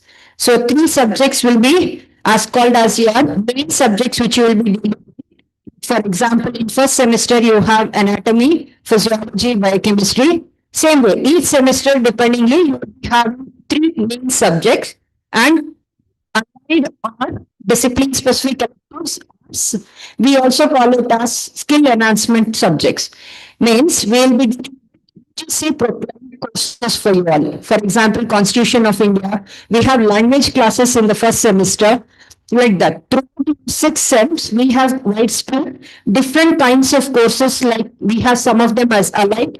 We have discipline specific electives there. We also have this Constitution of India class, you have computer application class, which are all mandate from the UGC, which you have to proclaim during your undergraduate days. So all these are there for which you will be having exams again. So 3 subjects, or subsidiary subjects, what we call them. And we have in each semester internal assessment examination, which will be held. Internal assessment means, for example, in 6 months, by the end of 1.5 or 2 months, you will be having your first internals. Again, that next 2 months, you will be having another internal assessment. The portions that is being completed in that particular subject. So every core subject will have internal assessment in that particular semester. So 3 subjects means you will be having 3 subjects cut 2 internals. So you will be writing 6 papers within that particular 6 months. Again, why is this important is this is one of the criteria for people to enter into our university examination. Without passing in this internal assessment, average marks in this, you will be eligible to take up your final examination. So coming to the internal assessment, that will help for you all. So as I said, at the end of 1.5 or 2 months, you will be having your first internal assessment, and the pattern will be having both theory and practical internal assessment. Theory internal assessment will be conducted for 40 marks and practical will be conducted for 50 marks. So you will be having 40 marks ka theory and practical assessment will be 15 marks. It can be on the same day according to the subjects, or it will be held, like three subjects will be held on a day, practical will be held on the subsequent days. So you will be having in each internals, each subject one theory and one practical. So totally three theoretical and three practical assessment will be done for you all in each internal assessment. So two internals means you are writing three practical examination. Coming to you are eligible for our university examination, which will be held once at the end of each semester, that is at the end of 6 months. So there are two important criteria for this. First one is attendance. Attendance for an undergraduate student, 75% attendance separately in theory and practical, separately. Remember that. Theory classes, how much ever we conduct, in that your attendance should be 75%. Practical classes, how much we conduct, in that your attendance should be more than 75%. Parents, kindly note, we always get that my son is sick or my daughter is sick, so kindly consider the sick leave and give them attendance. Sorry, 25% is there, that 25% includes your kids being unwell or any family functions of yours or any something at your home, your kids back at your place, that comprises the 25% that we have there. We never ask any student person. We'll be happy to give them 100%, but still, we get sick, we do apply leave. So kindly consider that all your sick leave, your family function, everything comes under that 25% what we have already given you an exclusion. So you should maintain attendance of 75%. Please, parents, don't request us and make us come in front of us and ask for it, because this is one of the regulation. I think schools will have to face this. So kindly consider and be helpful to us when students to be punctual to the class. And students, I telling that just because missing the class, small stomach pain, missing the class, these things shouldn't be done by all, because we want your presence in the class as a mandate. Right? Coming to the second regulation for which we say it is one of the criteria for university examination is your internal marks. I told you we are conducting two internals in each semester. One of the main criteria is in each subject you have to score minimum 40% of marks. So 40, I will conduct papers means it becomes total 80. So I will take the best means I'll divide it by 2, bring it back, and then you should have scored more than 50%. For example, 16 marks is the basic minimum for your eligibility. So you should have scored theory of 16 marks from comprehensive. If not, you will be not considered for your finals. Many times it might happen that you fall sick or something like that, then please inform the department. Necessary measures. Chances of getting marks is just is correct because it's conducting and the timetable sharing in advance. So see to it that you people don't give us value, give us some reasons that we want to take. So kindly reconduct a test, which is slightly hectic for each of us to read the test for you all. So kindly consider this and maintain attendance during your internals, because that is criteria. 40% separately in theory and practical. So for theory, you should have scored more than 16, and the practical I told 15 marks where you should have scored more than 6.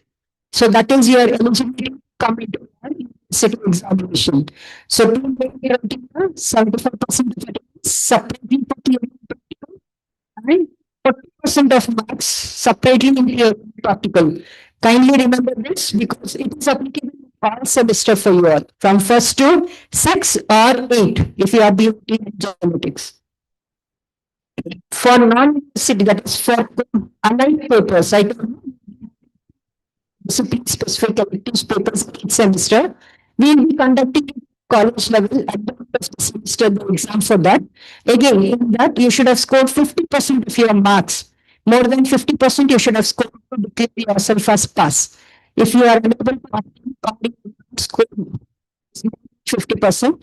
Then in your semester result, just because you have not passed in your allied paper, your marks card will show it as failed. You might have cleared your course subject. If allied papers are failed, then your marks card will show it as failed. So to declare yourself as complete pass in that particular semester, not only you should be passed. The way you should score more than 50%. So university examination pattern, instead of, because you have already written 40 marks of internal assessment, your university theory examination will be of only 60 marks. So 60 plus 40 will become 100. So you will be writing the university exam for 60 marks of 2 hours duration, where your marks will be divided as 5-marker question, 3 markers and 2 markers accordingly. You have practical examination for 35 marks. Internal was 15, so total it becomes 50. So each subject you will have a total of around 150 marks. Theory 100, practical 50. Non-aligned subjects, or as I said, aligned subject, that is subjects for each semester, you will have exams for 50 marks. So at the end of the semester, these exams will be announced at the college level, because these are college level exams or department level exam, with the announcement of the timetable will be done, and you will be writing the exam at the college level. But passing this is also very important to declare yourself pass in that particular semester. Now coming to my MSc programs. So MSc Biomedical Sciences, we have roughly around 11 courses, as I told. In this, courses of 2 years duration. All the courses of 2 years duration, except MSc Integrated Genetics and Genomics, because they are coming following honors of 4 years. They'll be having it as only 1 year extra. So within 5 years, they are completing it. Whereas for all the remaining, MSc Clinical Embryology, Clinical Psychology, it can be MSc Genetics and Genomics, MSc Echocardiography, MSc Health Data Science, Health Technology and Data Science, MSc Forensic Odontology. This year we have added on MSc Respiratory Therapy. We have MSc Clinical Research, MOT Orthopedics and MOT Pediatrics. That is Masters of Occupational Therapy in Oncology and Pediatrics. So these are the 4 courses added by science. So these are 11 MSc courses which are run as such, and each of these courses of duration. So you will be for 4th semester. So you will have exams at the end of each 6 months, except for MSc Clinical Embryology, where you have first exam at the first 6 months. The remaining, that is after 1.5 years, that is at the end of 2 years, you will be taking the second exam. So at the end of first semester, we have your exams. The second exam will be MSc Clinical Biology. Rest all people, we have exams every 6 months as semester system.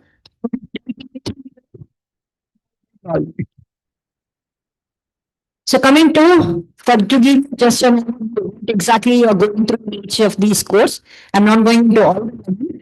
Just to give you a bit courses, genetics and genomics, as Praveen sir said in the morning, genetist. So you people future genetist means a person who is well versed in the genetic arena. So you will be trying here to the various aspect, that is not only the theory, practical aspects, hands-on training on your genetics and genomics, including the genetic counseling part, and you are very much to be a very good researcher in this field, or you can come out as a genetic counselor, or you can come out as a faculty who can deal with the students for the future. That is, who can be a teacher for our next BSc students. So MSc Genetics will be in all the aspects of not only theory, practical hands-on training. As we have a fledged CMR lab, you will be under aspect of the genetic part in our hospital and in the college. Coming to MSc Clinical Psychology, these people, as the name says, clinical psychology, they will be trained under clinical scenarios for the psychological counseling, guide them, counsel the patient in all the aspects. So again, these students are well versed to work in all kinds of field. That is, they can work in the psychiatric or speech and therapy background. So they have come to arena because they are mainly trained in the psychological counseling of various kinds of clinical scenarios of the present days. It can be any kind. It can be a depression case. It can be someone who is under too much of stress. It can be a student or a child who is unable to speak clearly with any of them.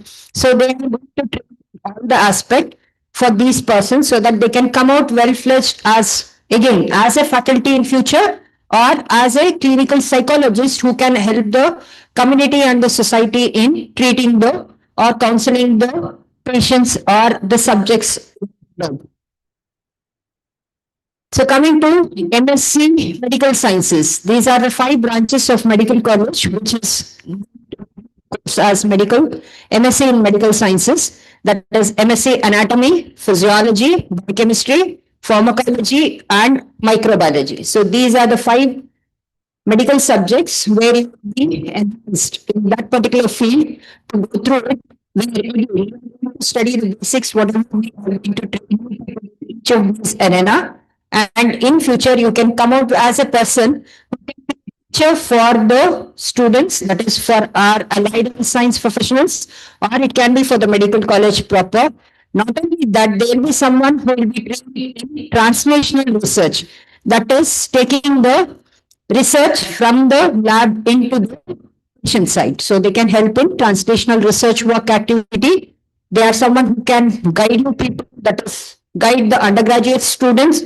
At the same time, they are having very much skilled in laboratory experts, especially biologists, with hands-on training in IVF, helping or making working in an infertility clinic, coming up with the best result or giving happiness to a family where they don't have a child. So these kind of expertise training will all be done.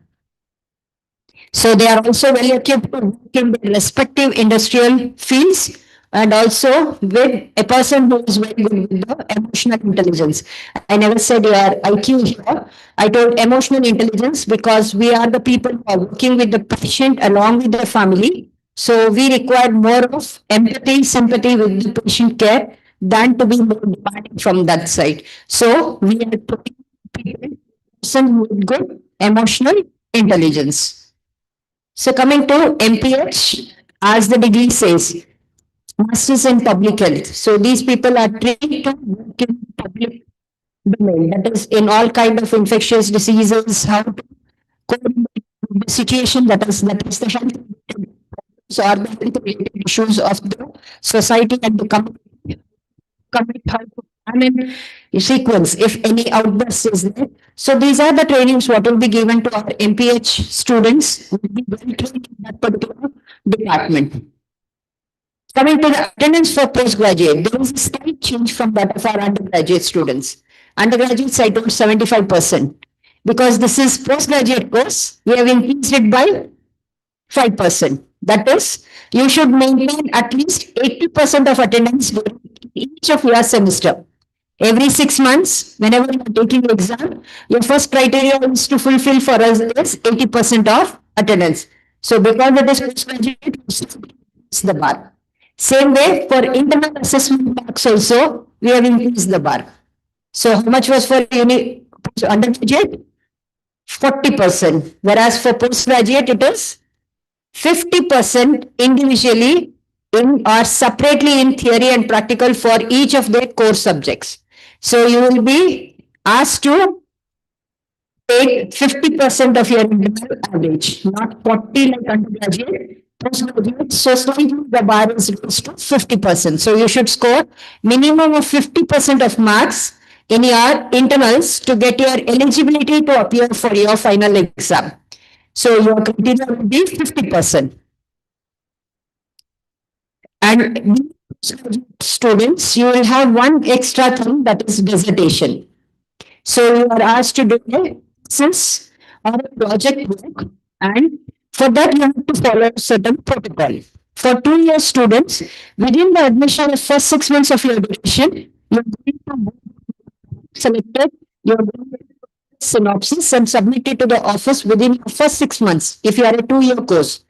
If you are a 3 year course, first year contains general subjects through anatomy, physiology, biochemistry for 1 year. When you enter into your department specific, that is MSc department or medical physiology department, you are asked to submit your synopsis during your third semester. That is your selection for your project. You have to write a small write-up on that as a synopsis and submit it to the office.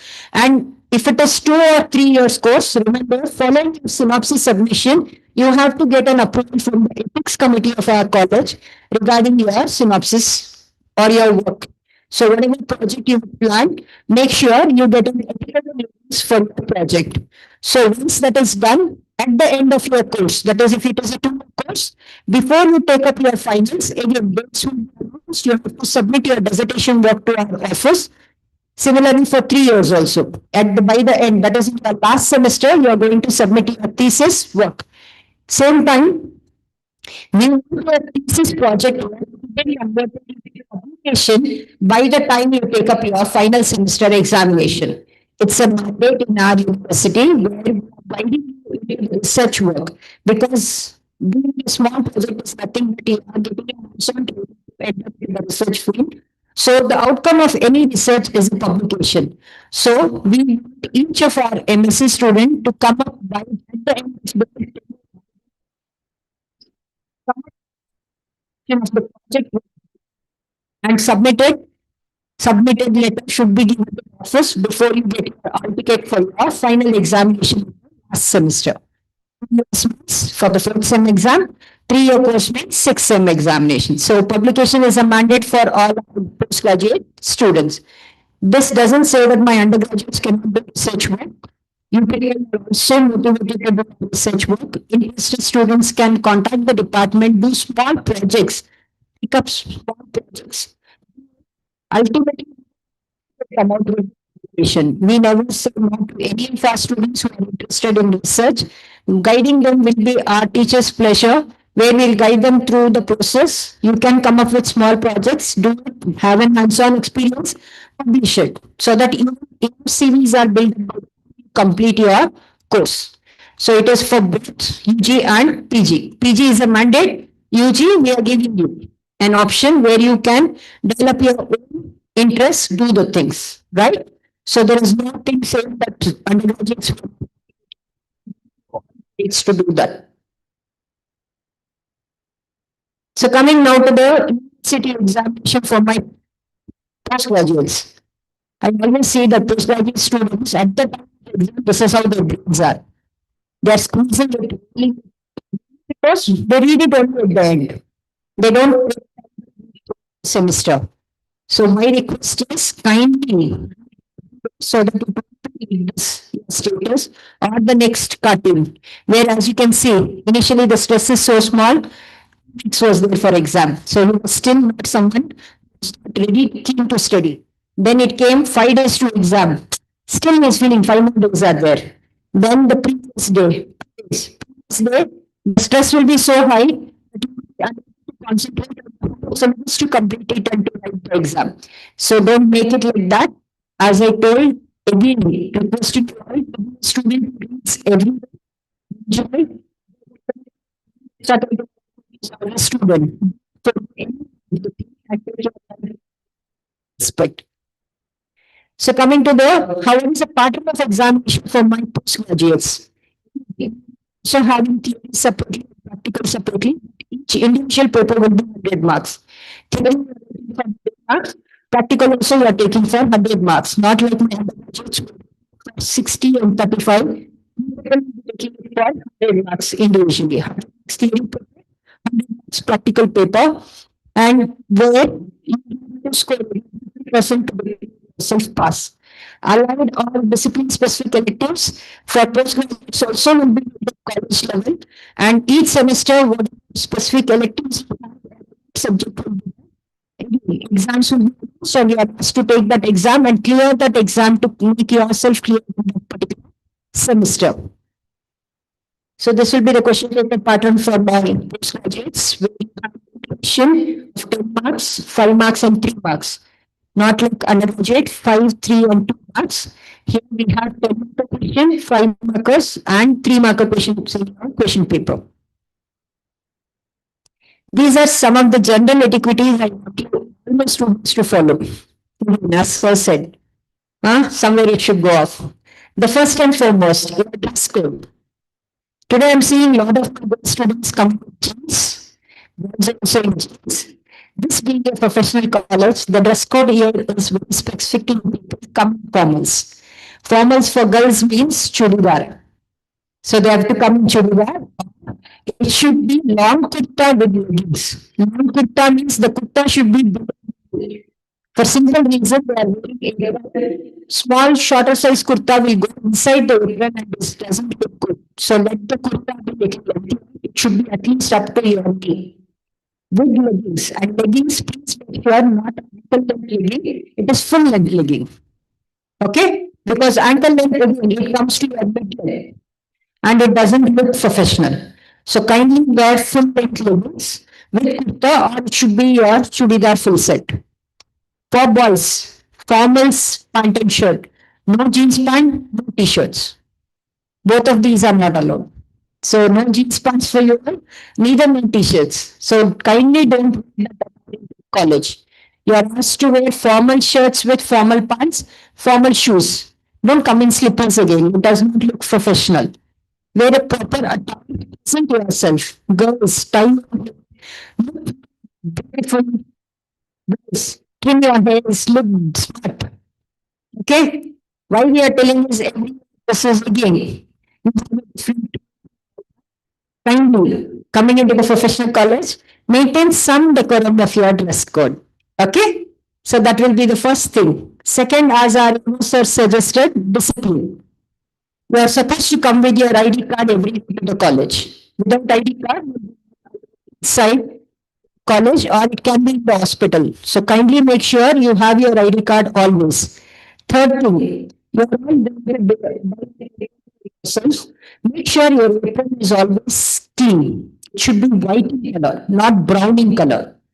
And apron, don't wear it to shops also. Wear it during your vehicle. Don't wear it like that because my apron has got certain, what I can say, respect to it. Please respect that apron. It is a professional attire. So don't wear it to every place wherever you go. Like it can be a movie theater, mall and all that. Kindly don't wear that.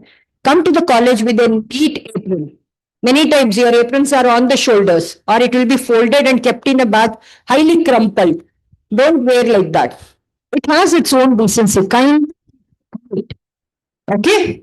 So these three things kindly.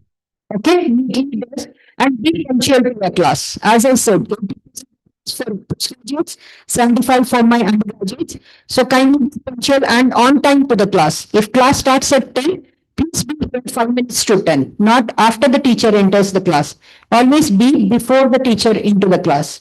I think this is not too much to be asked, right? Everyone can follow it? Yes or no?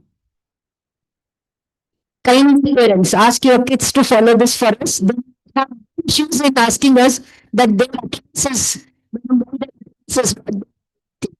and these students will have mentors allotted for them. Mentors means there will be a teacher who will be given to some 6 or 7 students as the guide or a mentor. So parents, I want you to be in contact with those mentors to know the status of your kids. You can call them frequently asking how your kids are doing. Frequently means following the first interviews. You can ask them how your kids' performance is, whether they are attending class regularly or not. You can be in the touch with the teachers. Kindly contact the teachers between 9 to 4 because 9 to 4 is the working hour of the college. When you ask us about your kid, it makes us very easier for us to look into the details and come back to you if it is in the college hours. So kindly contact us between 9 to 4. Issue stuff mentors, even students. I want you to mentors frequently. Not necessarily only academic. If you have any issues you want it to be discussed, because parents are far away, mentors can help you in solving the issue. That doesn't mean you are calling the teacher at 10 o'clock in the night. It's tomorrow holiday. That is not an important issue. If any holiday for the college is there, college, we will announce it in the group. Don't worry. We will make groups for you all, right? So we will announce it to the group. If such things are there, any declaration of holiday, all those things will be sent to you officially in the group. So don't ask us those kinds of things. If you have any related issues like interpersonal issues, adjustment issues in this campus, kindly discuss it with your mentors or any of us. We are there to help you in that aspect, but not for some silly reasons. Okay? Kindly tell the students that children, we need to help them in all the aspects. As already said, administrative work our AV team will be done, that is our office team will be done. It's academic related or sports cultural related, we are there to help your kids in all these aspects.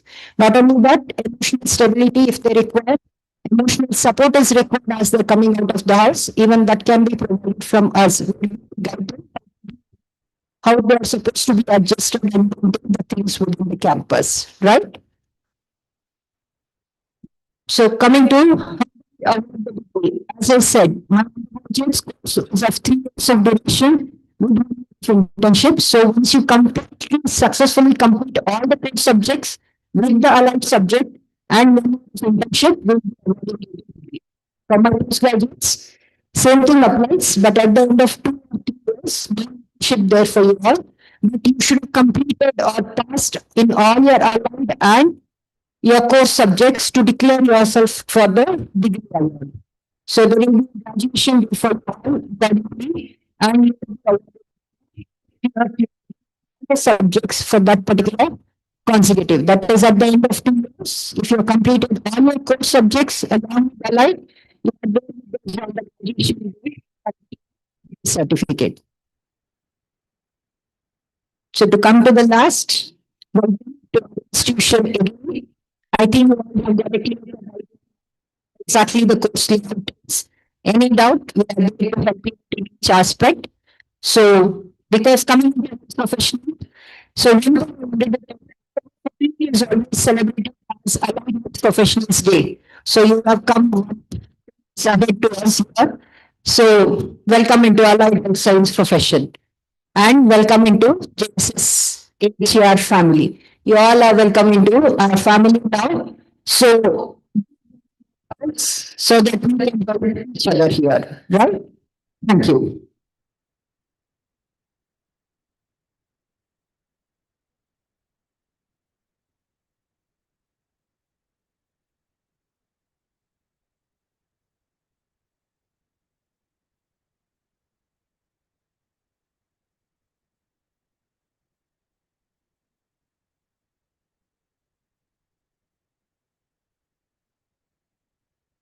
Thank you, madam, for the wonderful lecture and for all the suggestions and briefing our students about their roles at the university. I now request Dr. Suma MN, Dean Academics 2 and Dean Faculty of Allied and Healthcare Education, JSS AHR, to deliver a session on the responsibility of parents.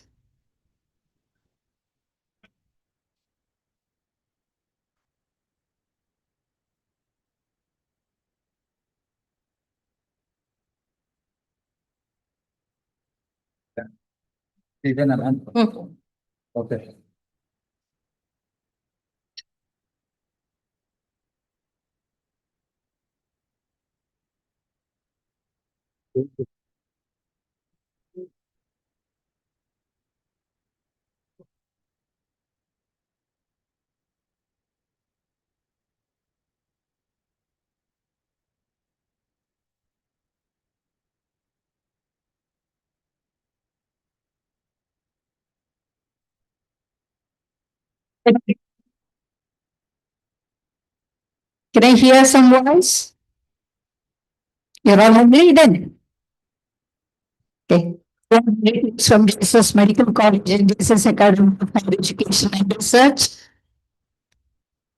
So, institution has asked me to brief about the responsibilities of parents. Let me first welcome you all to JSS family. They have briefed I am a student of Jesus Medical College. I joined in 1986 to do MBBS. Then I did my MD, then continued as faculty. Next year will be the 40th year of my MD in this campus. No, what I am telling is you should feel proud to enter this family because it will be a prestige for you to mention that you are a student of JSS, okay, because JSS is very prestigious institution. Why you have joined this institution? There is a great vision of this institution. It is a vision. Here we provide the leadership in medical education, research, and contribute to the humane and cost-effective healthcare. And the vision is called professional with strong hopes to serve the humanity with the core values of sincerity and passion towards lifelong learning, meaningful research, and patient care guided by ethics.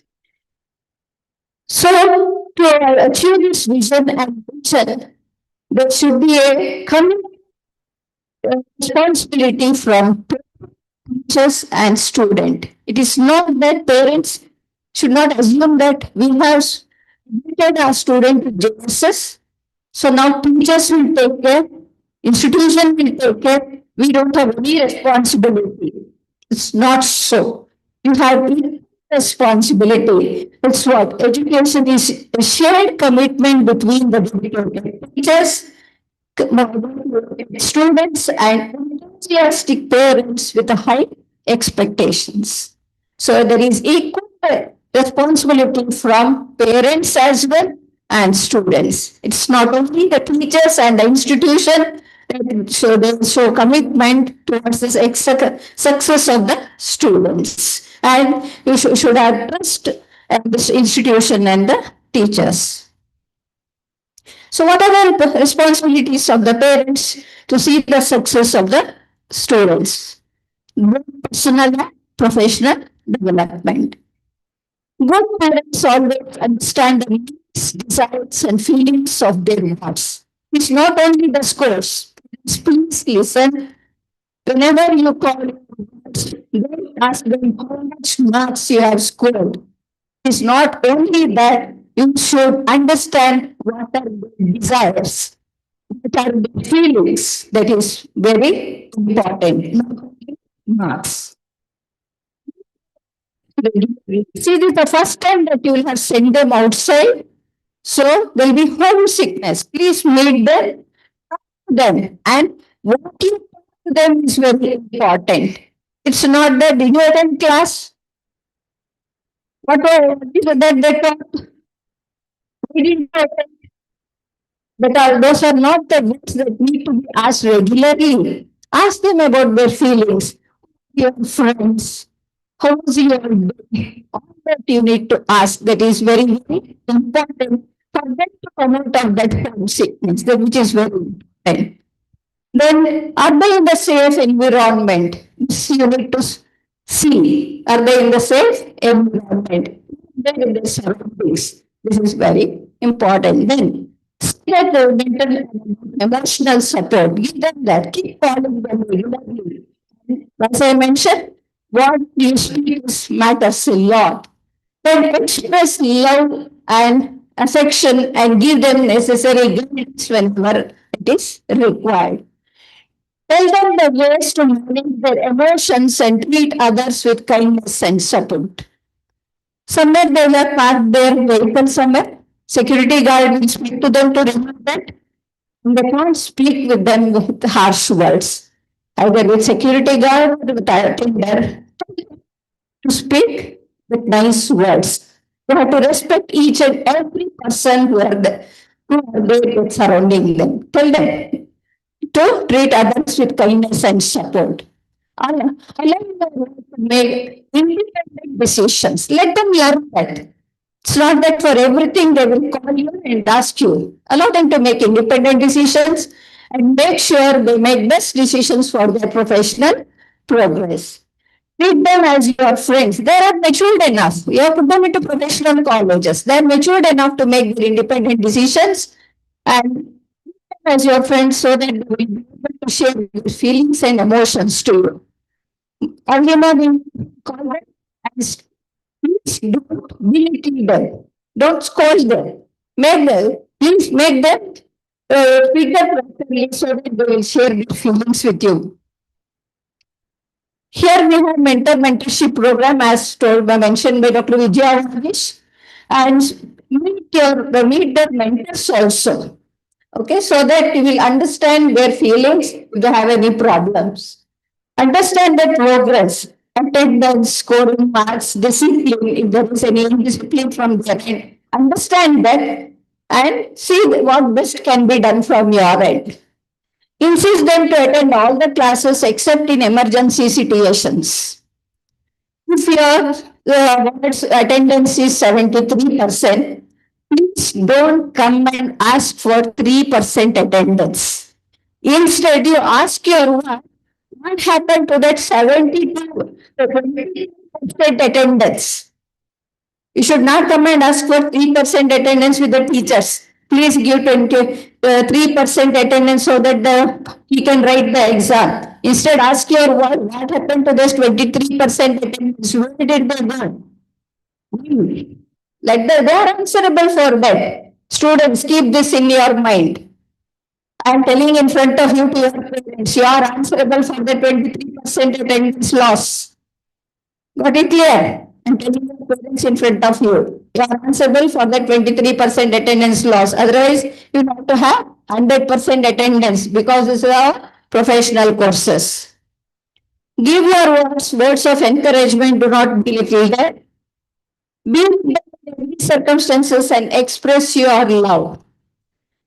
Both the sides it should be there. And frequently you call them. Parents also should be equally responsible. And students, you also should call your parents. Okay? Sometimes students tell, my parents are not calling me at all. This is what we have come across. Sometimes parents say, my child is not calling me at all. Those kind of things should not happen. You also should call your parents. Students, you also should call your parents, and the relationship should be maintained well. And encourage your child to participate in extracurricular activities like inter-college competitions, both cultural and literary activity. Those who are good in sports and literary activities, definitely they do well in academics as well. Make sure they participate in with your permission. You should give permission to them. When you want your work to come planning for it, make sure you will send a request to your mentor or guide or guardian to permit them to come home. Specify the number of days that you are going to give them. And what are the other responsibilities? Provide how much ever rich you may be, how much amount you are going to give. See to that everything is accountable. They should not spend that much amount. Everything should be accountable. Limit providing financial support to the requirement of your work, take account of their expenditure. Whether they are staying in the hostel or the PG or wherever they stay, the amount whatever you give, it should be accountable. Please take care of this. Then insist them to inculcate healthy lifestyle like exercise, meditation. Tell them to eat healthy foods. Let them refrain from junk food and substance abuse, etc. Sure, the importance of hygiene and how it affects their mental and physical health. There will be a session in the afternoon. Make sure your children have proper and decent dress that's been explained by Dr. Vijaya Vagish. Dress code, it's very, very important. Otherwise, from the entrance, students will be sent out, especially if they want jeans, students will be sent out. Now, when your work comes with complaints about food, hostel friends, locality, etc., try to give them the solution from their end. If there is a problem in the residential area, if they create problems, we should find the solutions. It should not come to our end. If it comes to our end, then they will also be punished then. Counsel them properly to overcome these limitations and help them to develop self-sufficiency. They're all matured enough to take care of themselves. Then if there is any issues, we are going to give them the health card and they will be taken care in our hospital, and we will inform parents also, and parents also should come immediately. Till parents come, they will be taken care by us. Then when parents come, we'll hand over to them. Then regarding vehicles, dear parents, please, we have good number of buses here. Students will be taken by our own vehicle, transportation from college to hospital, from hospital to college. If your ward insist to buy two-wheeler or four-wheeler, see to that they have a license, they have a registration, everything. They only provide them the two-wheeler or a four-wheeler. Otherwise, please don't give them two-wheeler or four-wheeler. If something happens, then who is responsible? Please don't blame the institution then. This is our humble request for all the parents who are assembled here.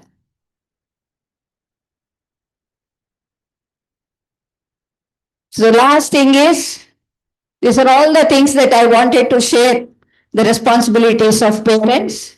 Dear students, you are here as a student. Learning gives creativity.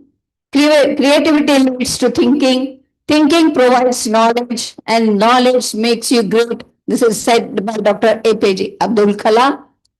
And I want to see you all getting graduated within the stipulated time, either 2 years or 3 years or 4 years, whichever the courses you have joined here, within the stipulated time, without any failures in any of the courses. I want to see you all getting graduated. Wish you all the very success in JSS. Thank you all.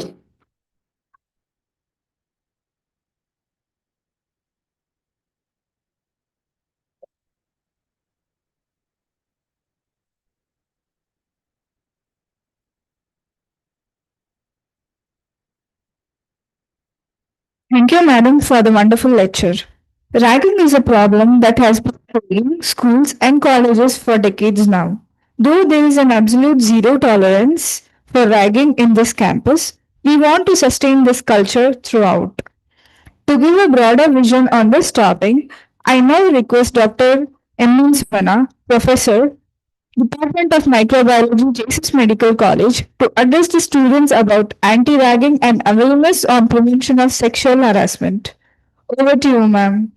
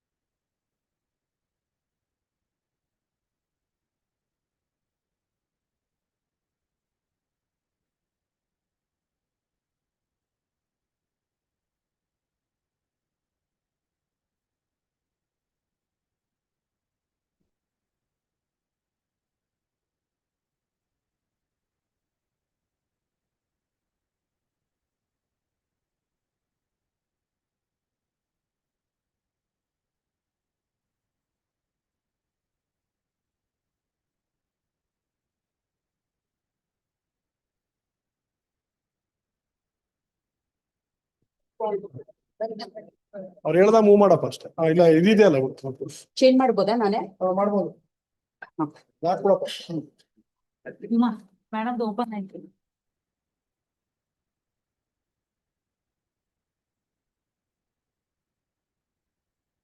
Sorry for all the confusion.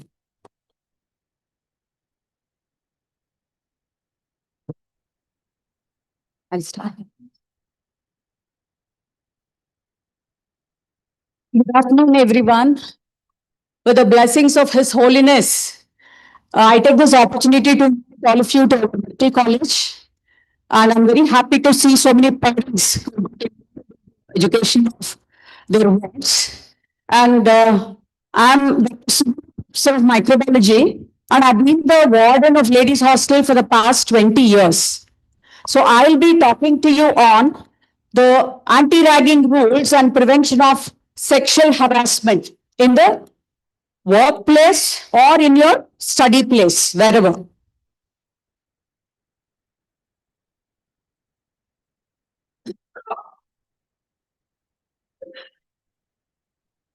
Change of color. Okay. Now, what is the definition of ragging? Before I tell you anything, ours is a ragging-free campus. Zero tolerance to ragging. We have ensured this for the past 20 years. Even if there are minor incidents, they'll face the consequences. So remember that. And one more thing is, you shall not be a victim to ragging. Now you come for the first time to our college, and your juniors, your seniors might want to rag you. They might try to do it, but you should resist. I don't want you to just silently suffer. With those words, let me tell you what is ragging, what amounts to ragging. Act that is spoken or written. Act that is spoken or written of any conduct. You may say something, you may write something through the messages and send it to juniors, or right now, if the seniors do it for you, and any conduct by them, which will affect the individual, the act of speaking or writing or any conduct may be by an individual or it may be a group of seniors. So if they cause any annoyance, hardship, physical, psychological, or sexual harm, please remember this. Physical, you know what is physical? Psychological, even if it affects your mental peace, that's also considered as ragging. And any sexual harassment or harm also will be considered an incident of ragging. It may cause your fear or embarrassment to another student, often a fresher or a junior. So this is what is the definition of ragging as per the Supreme Court law. Ragging in any form, please remember this, right now, juniors, you may do this to your seniors also. There are some students who can do this to seniors. I have seen. And your fellow students, your classmates, or somebody else in the other course, you shall not indulge in that. And remember, if somebody is doing it for you, ragging in any form is a non-bailable offense. Any form there means it may be spoken or written or any kind of conduct. So it is a crime and it's a non-bailable offense. That you must remember.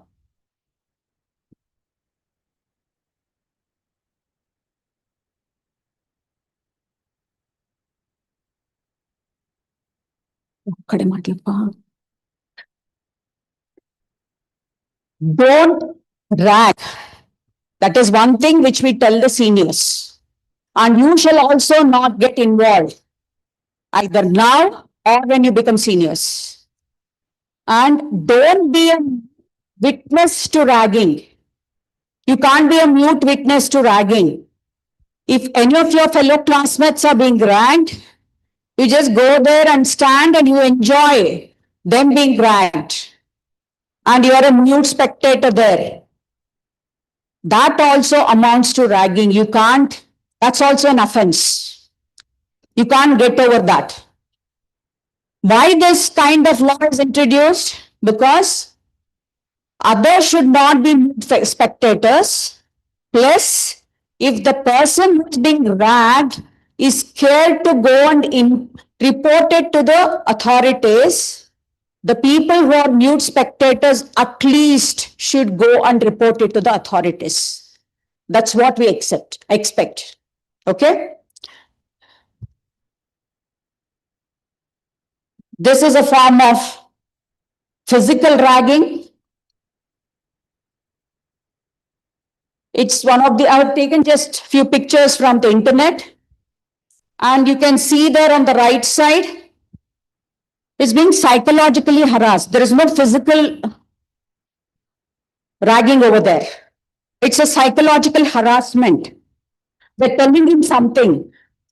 And remember, anti-ragging day is 12th August every year, and 12th to 18th every year is celebrated as anti-ragging week. We just have completed August and come to September. See what is happening here? Throwing something. This is physical ragging plus psychological. It amounts to both. Be a buddy and not a bully. Be a buddy and not a bully. And here, I would like to tell you one more thing. Some of your seniors might want to talk to you. And they say, come to my room. Please don't go. You tell them, you tell me whatever you want right here. Or in my room, you come to my room. Sometimes what happens, some of the seniors would want to be very friendly with the juniors. In a good friendly note, they may talk. Don't take that very seriously. They may want to talk to you in a casual, friendly manner. In such a situation, you don't go and complain to the authorities. As long as they give you respect and see that you're not humiliated, it's not ragging. Talk to your seniors. Now, because of this anti-ragging law, I'm not saying that you should not talk to your seniors. If they cause any kind of harassment, physical, mental, sexual, whatever kind of harassment, then that is considered as ragging. But they might want to tell you something very friendly, or they might want to tell you the rules of the hostel, rules of the college, and how you should conduct in each department, because each department has their own rules and regulations. Those things they might want to tell you. Plus, they might want to tell you how to study. They might want to tell you what books to refer. So be friendly with them. Don't be too aggressive. If a senior talks to you, don't say, no, that person came to rag me.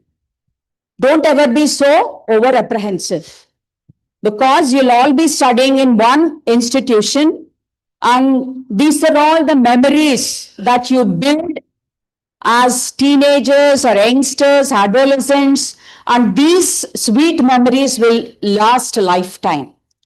Plus, the relationships between your classmates and the seniors, it's a lifetime relationship. Because remember, you're all professionals. If you want any kind of professional help, either your classmates or seniors or your juniors, anybody might help you. So build up that good relationship. And don't be very apprehensive to just in a friendly manner talk to your seniors. When you become seniors and Be a buddy, not a bully, right? There was a ragging death incident in Kerala, and that rocked the students of Kerala. No, everybody is so apprehensive. Parents are so apprehensive. And remember, I want to assure all the parents and the students here in our medical college that we are not tolerant to ragging. It's a zero tolerance. Any incident of ragging, we take them to task, and whatever rules and regulations are there as per the Supreme Court, we're going to implement that.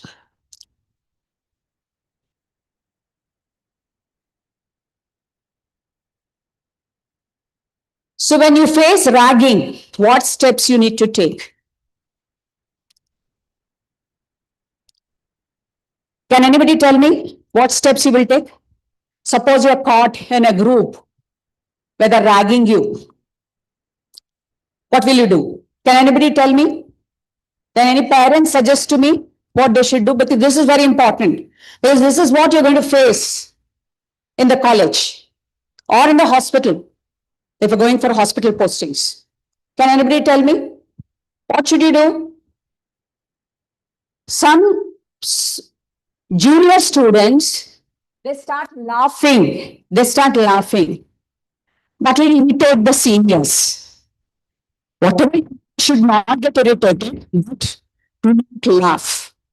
Just stand silent. Stand silent.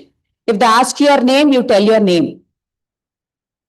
Maximum is that much. From which place you are and what language do you speak, your other background. Just tell them if they ask you in a friendly way. But if they ask you in a harassing way, just stand still. You don't have to answer them. By not answering them, they shall not get violent. They shall not get angry. And if they do anything out of anger, we will take them to task. We are here. Okay? We will take them to task. So you don't have to tolerate. You don't have to tolerate. Just stand quiet. If you can ping to somebody, some of your friends, you can ping to them. If you can make a phone call at that point of time to the authorities, you can make a phone call. You can make a phone call. You don't have to be scared. Okay? Or after the incident of ragging, you can come and report. We have the anti-ragging committee and the cell. Anything happens, we are there to protect you. So you should always report. You should not keep quiet. But simple things, you don't have to be so very apprehensive and start making a big scene out of that. All right. So do report to us. And one more thing, when they ask you to come to their rooms, even if they tell you in a friendly note, don't go. Tell them, no, I cannot come. I've been instructed by the college authorities not to go to the senior's room. If you want to tell me anything, you tell me here, or you may come to my room. Okay? You may do that.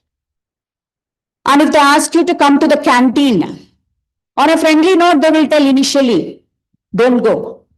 Tell them, no, I cannot come. We have been instructed not to go. Then I ask you to come outside the campus.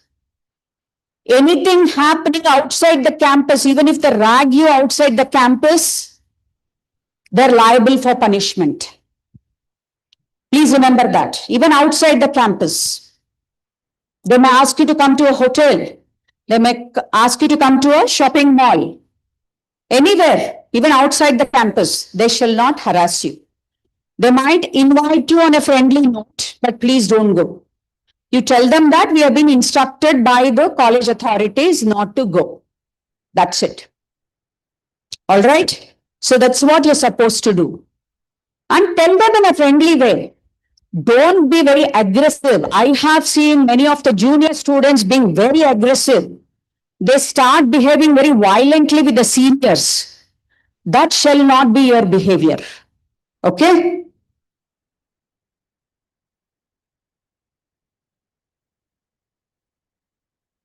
So once you have faced it, mere registration of FIR regarding the ragging of the student is not the ground for suspending the accused student from educational institution. If you report an incident of ragging against a particular student, if you make a complaint, don't think that we will immediately suspend them. No. Some of the juniors create a lot of problems for the seniors.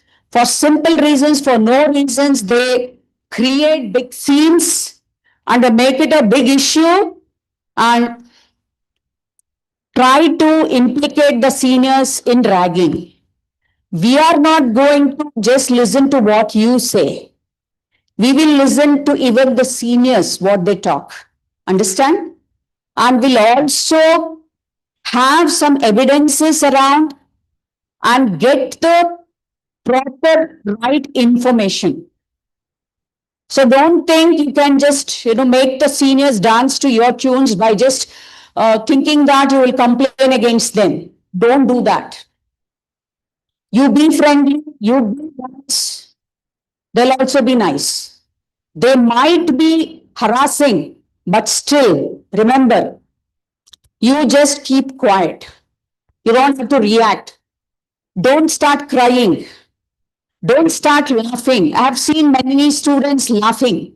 That irritates your seniors. Don't do that. So this is the law from the Supreme Court.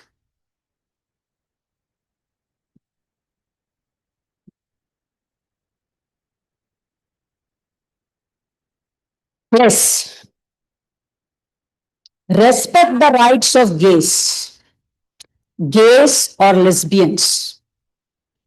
Nobody shall mock at you because you are a gay or a lesbian. The Homosexual Act is accepted by the Supreme Court of India, though marriage between the same sex is not yet completely legalized, not very well accepted in our country. In various countries, it is accepted and the Supreme Court in their country permits that. But remember, it's an unnatural act. You may get attracted to the opposite sex. That's natural. But sometimes you may get attracted to the same sex. If you're such a person, you can talk always to a psychiatrist or a psychologist. We have the student support cell in our institution. You can always go approach them and how to, get away from getting attracted to the same sex. We have the support even for that. Parents, please do understand that it can happen. Don't punish them, don't scold them, don't take them to task. No. Sometimes it's a natural feeling. It happens. So if that happens, you can openly tell your parents, Dr. Suma, who's your dean, was talking to you. If something happens, you can openly talk to your parents. And she also instructed the parents not to penalize the students for any of their faults. Please try to accept this. You please take them into your confidence and give them all the love that they need or the support they need and help them get over that kind of feeling. So parents, I'm telling you, please remember this and please respect the rights of the gay. And just because if somebody comes to know that I'm lesbian, nobody shall, please me or put me down because I'm a lesbian. Nobody shall, intimidate a homosexual guy. So nobody shall do that.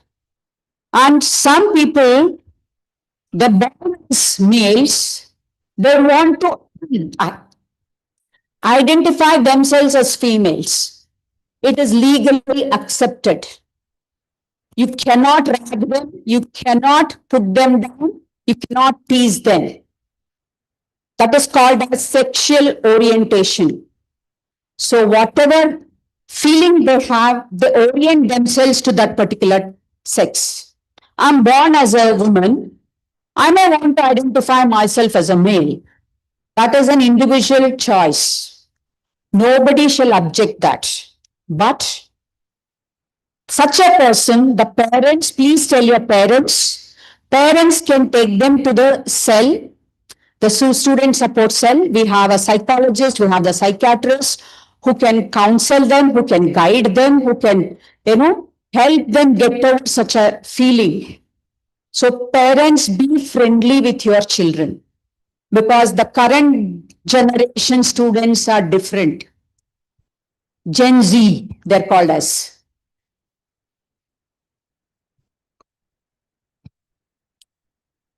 All this I've already told you. Do not go to your seniors' room. Do not go to any place. Do not do any work demanded by your seniors. They'll ask you to write the record or do something. Don't do that. If you're friends and if you are okay with that, you do it on a friendly note. As long as they don't exploit you, it's fine. Do not propose to anyone as demanded by the seniors. The seniors will ask you, go and propose to that girl. You need not do that. Just because the seniors, they demand you to do that, you don't have to do that. No one can, based on from where you come, based on your mother tongue, your sexual orientation, just now I spoke to you regarding that, and your financial status. Whatever may be the financial status, whatever may be the sexual orientation, whatever may be your language, your place, whatever, so on and so forth. Nobody shall, harass you for that. Never shall not money for any cause demanded by the seniors. Many of the incidents that I have faced, the seniors will call the juniors and they say, you go and clear the bill that I have accumulated in one of the petty shops. They go smoking, they buy all some other things, they have the credit bill and they'll ask you to go and clear that bill. Don't do that. See, financially, nobody can exploit you, right? And inform the authorities, that's very important. And another important point that I want to make here is, do not share your ATM card or credit card or debit card or whatever it is with any of your friends. Even if they are very close friends, the equations change. Just like the equations between the politicians, how it changes colors. The enemy will become a friend, friend will become a foe. It can happen. So keep it to yourself. This is very important. Parents insist on this. Let them not share the ATM card or the card, credit card, whatever you provide. You shall not share it with your friends and even the PIN. Please keep it safely. And PIN, don't keep it open in your mobile phones and tell your friend that my PIN is here. Don't ever do that.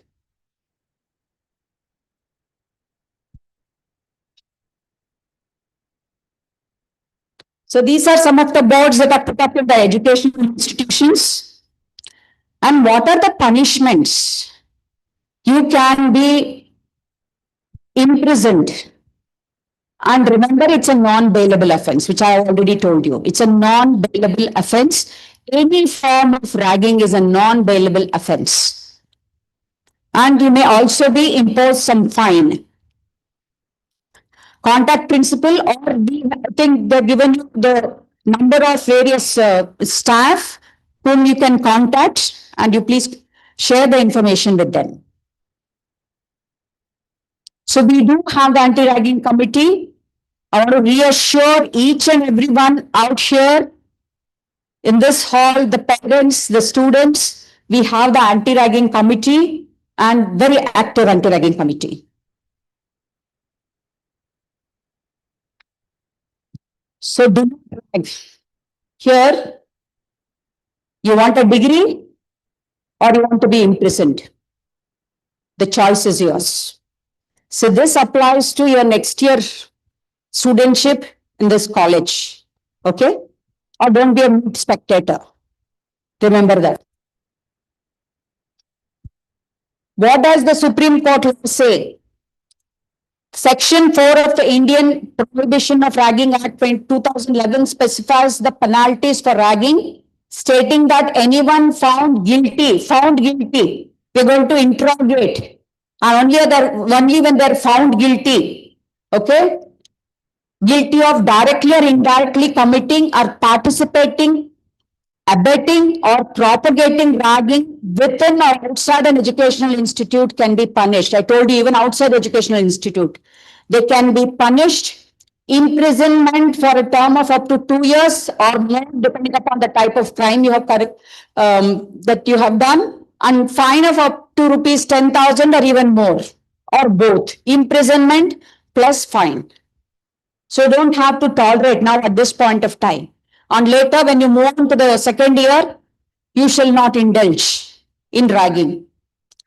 This section applies to all educational institutes in India and outlines the consequences for such misconduct. Next.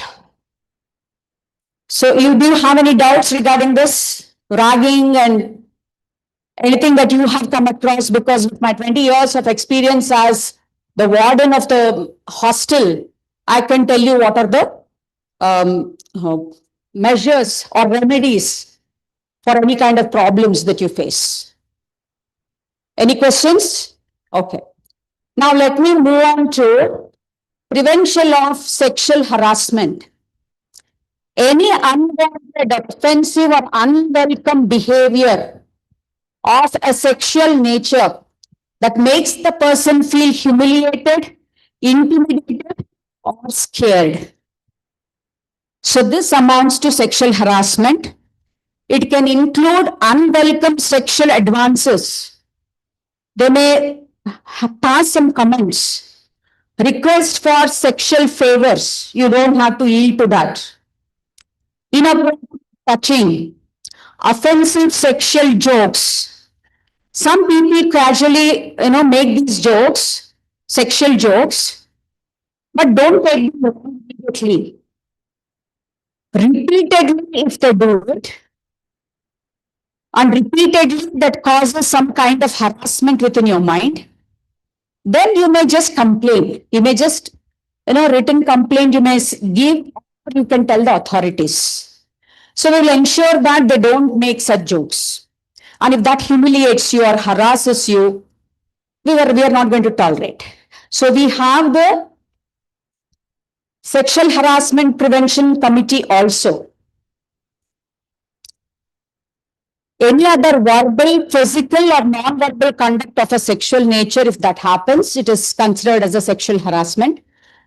The behavior is deemed unwelcome. If this happens, if the person is experiencing it, considers it unwelcome.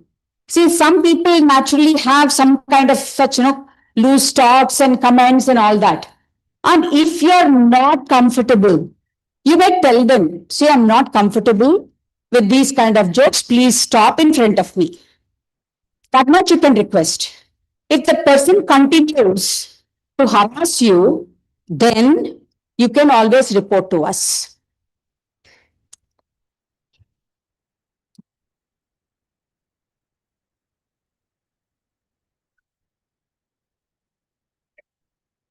What is non-verbal? Intrusive stares, provocative gestures, displaying pornography, and sending unwanted sexual explicit images or messages. All this amounts to sexual harassment. Harassment can occur in any setting, including the workplace or your study place, home, or at school. Legality. In many modern legal contexts, sexual harassment is illegal. For instance, in the workplace, it's illegal if submission to the conduct is a condition of employment. if it creates a hostile work environment. What does this mean? You complete your graduation, you go for an interview. The interviewer asks for a sexual favor. Only if favor is given, then I'll give the employment. That is also sexual harassment. If such an incident happens, you should report. Or there is a teachers, they may say, the sexual favor, if you give me, then I'll pass you in the examination, or internal assessment, whatever. That shall not happen. It's illegal.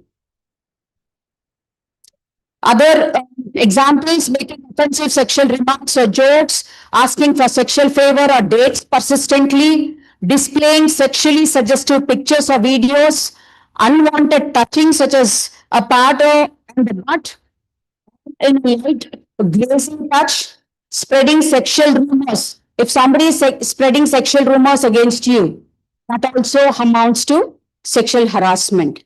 Suppose you're talking to a classmate of the opposite sex. Another girl looks at you and she's jealous that you are able to talk to some of the boys in the class. And she might spread false rumors that you're dating with that kind of boy or whatever it is. That's also sexual harassment. So you shall not tolerate all that. Prevention. Reporting to the committee, sexual harassment committee, we have in place. It is active, functional. Don't think that just for the sake of having a committee as per the UGC guidelines. No. Or the Supreme Court guidelines. No. We are all actively involved.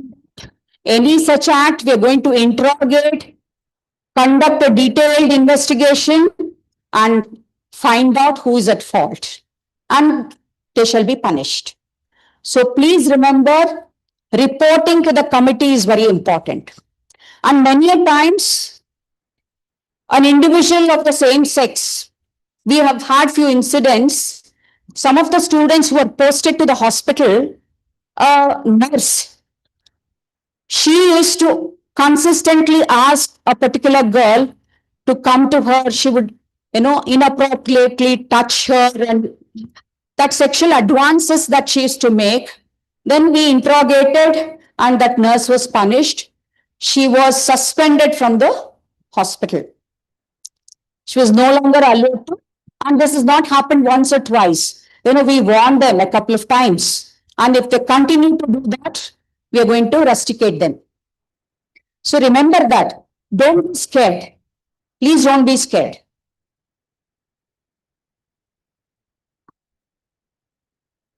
Punishment for sexual harassment vary by location and severity of the offense. Typically includes imprisonment, fine, or both. In India, the Indian Penal Code and the new Bharatiya Nyaya Sanhita, BNS, now the IPCs have been changed and provides penalties such as imprisonment up to 3 years for making sexually colored remarks and up to 5 years for sexual assault. Okay? So employers also have a legal duty. Don't think that we don't have the duty. I mean, I'm not an employer, but I'm staff, a management, part of the management here at this point of time. We are also equally responsible to prevent the sexual harassment that anyone faces in the institution. So employers also have a legal duty to prevent harassment and may face liability. Say, suppose you come and complain to me that such a thing is happening, and if I don't take any action, I'm also punishable. I can be punished. So they face liability if they fail to take action, with penalties including financial compensation for the victim. So please remember, we're all here to protect you. You're in a safe environment. So parents, be assured that they're in the safe environment, and we will not tolerate any such ragging or sexual harassment. Remember.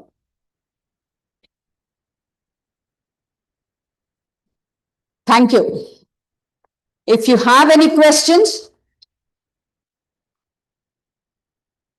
please feel free to ask regarding ragging or any sexual harassment thoughts or anything like that, please you can stand up and ask the questions boldly, and what measures we will take, we will inform you. No questions? Parents? Yeah, please. Please come over here. I'm not able to hear you.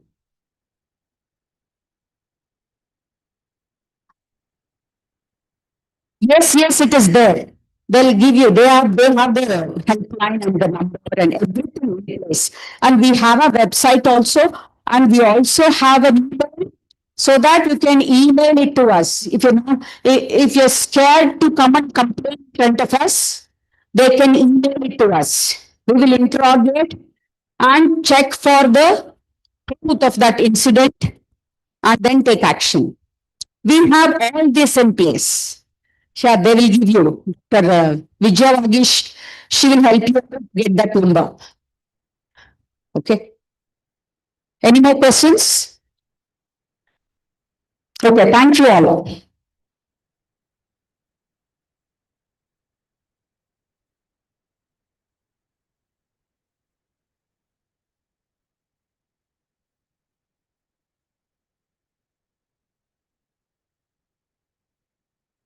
Thank you, ma'am, for such an impactful session. Now let us all break for lunch, which has been arranged in the parking area underneath the guest house. Kindly assemble back by 2 p.m.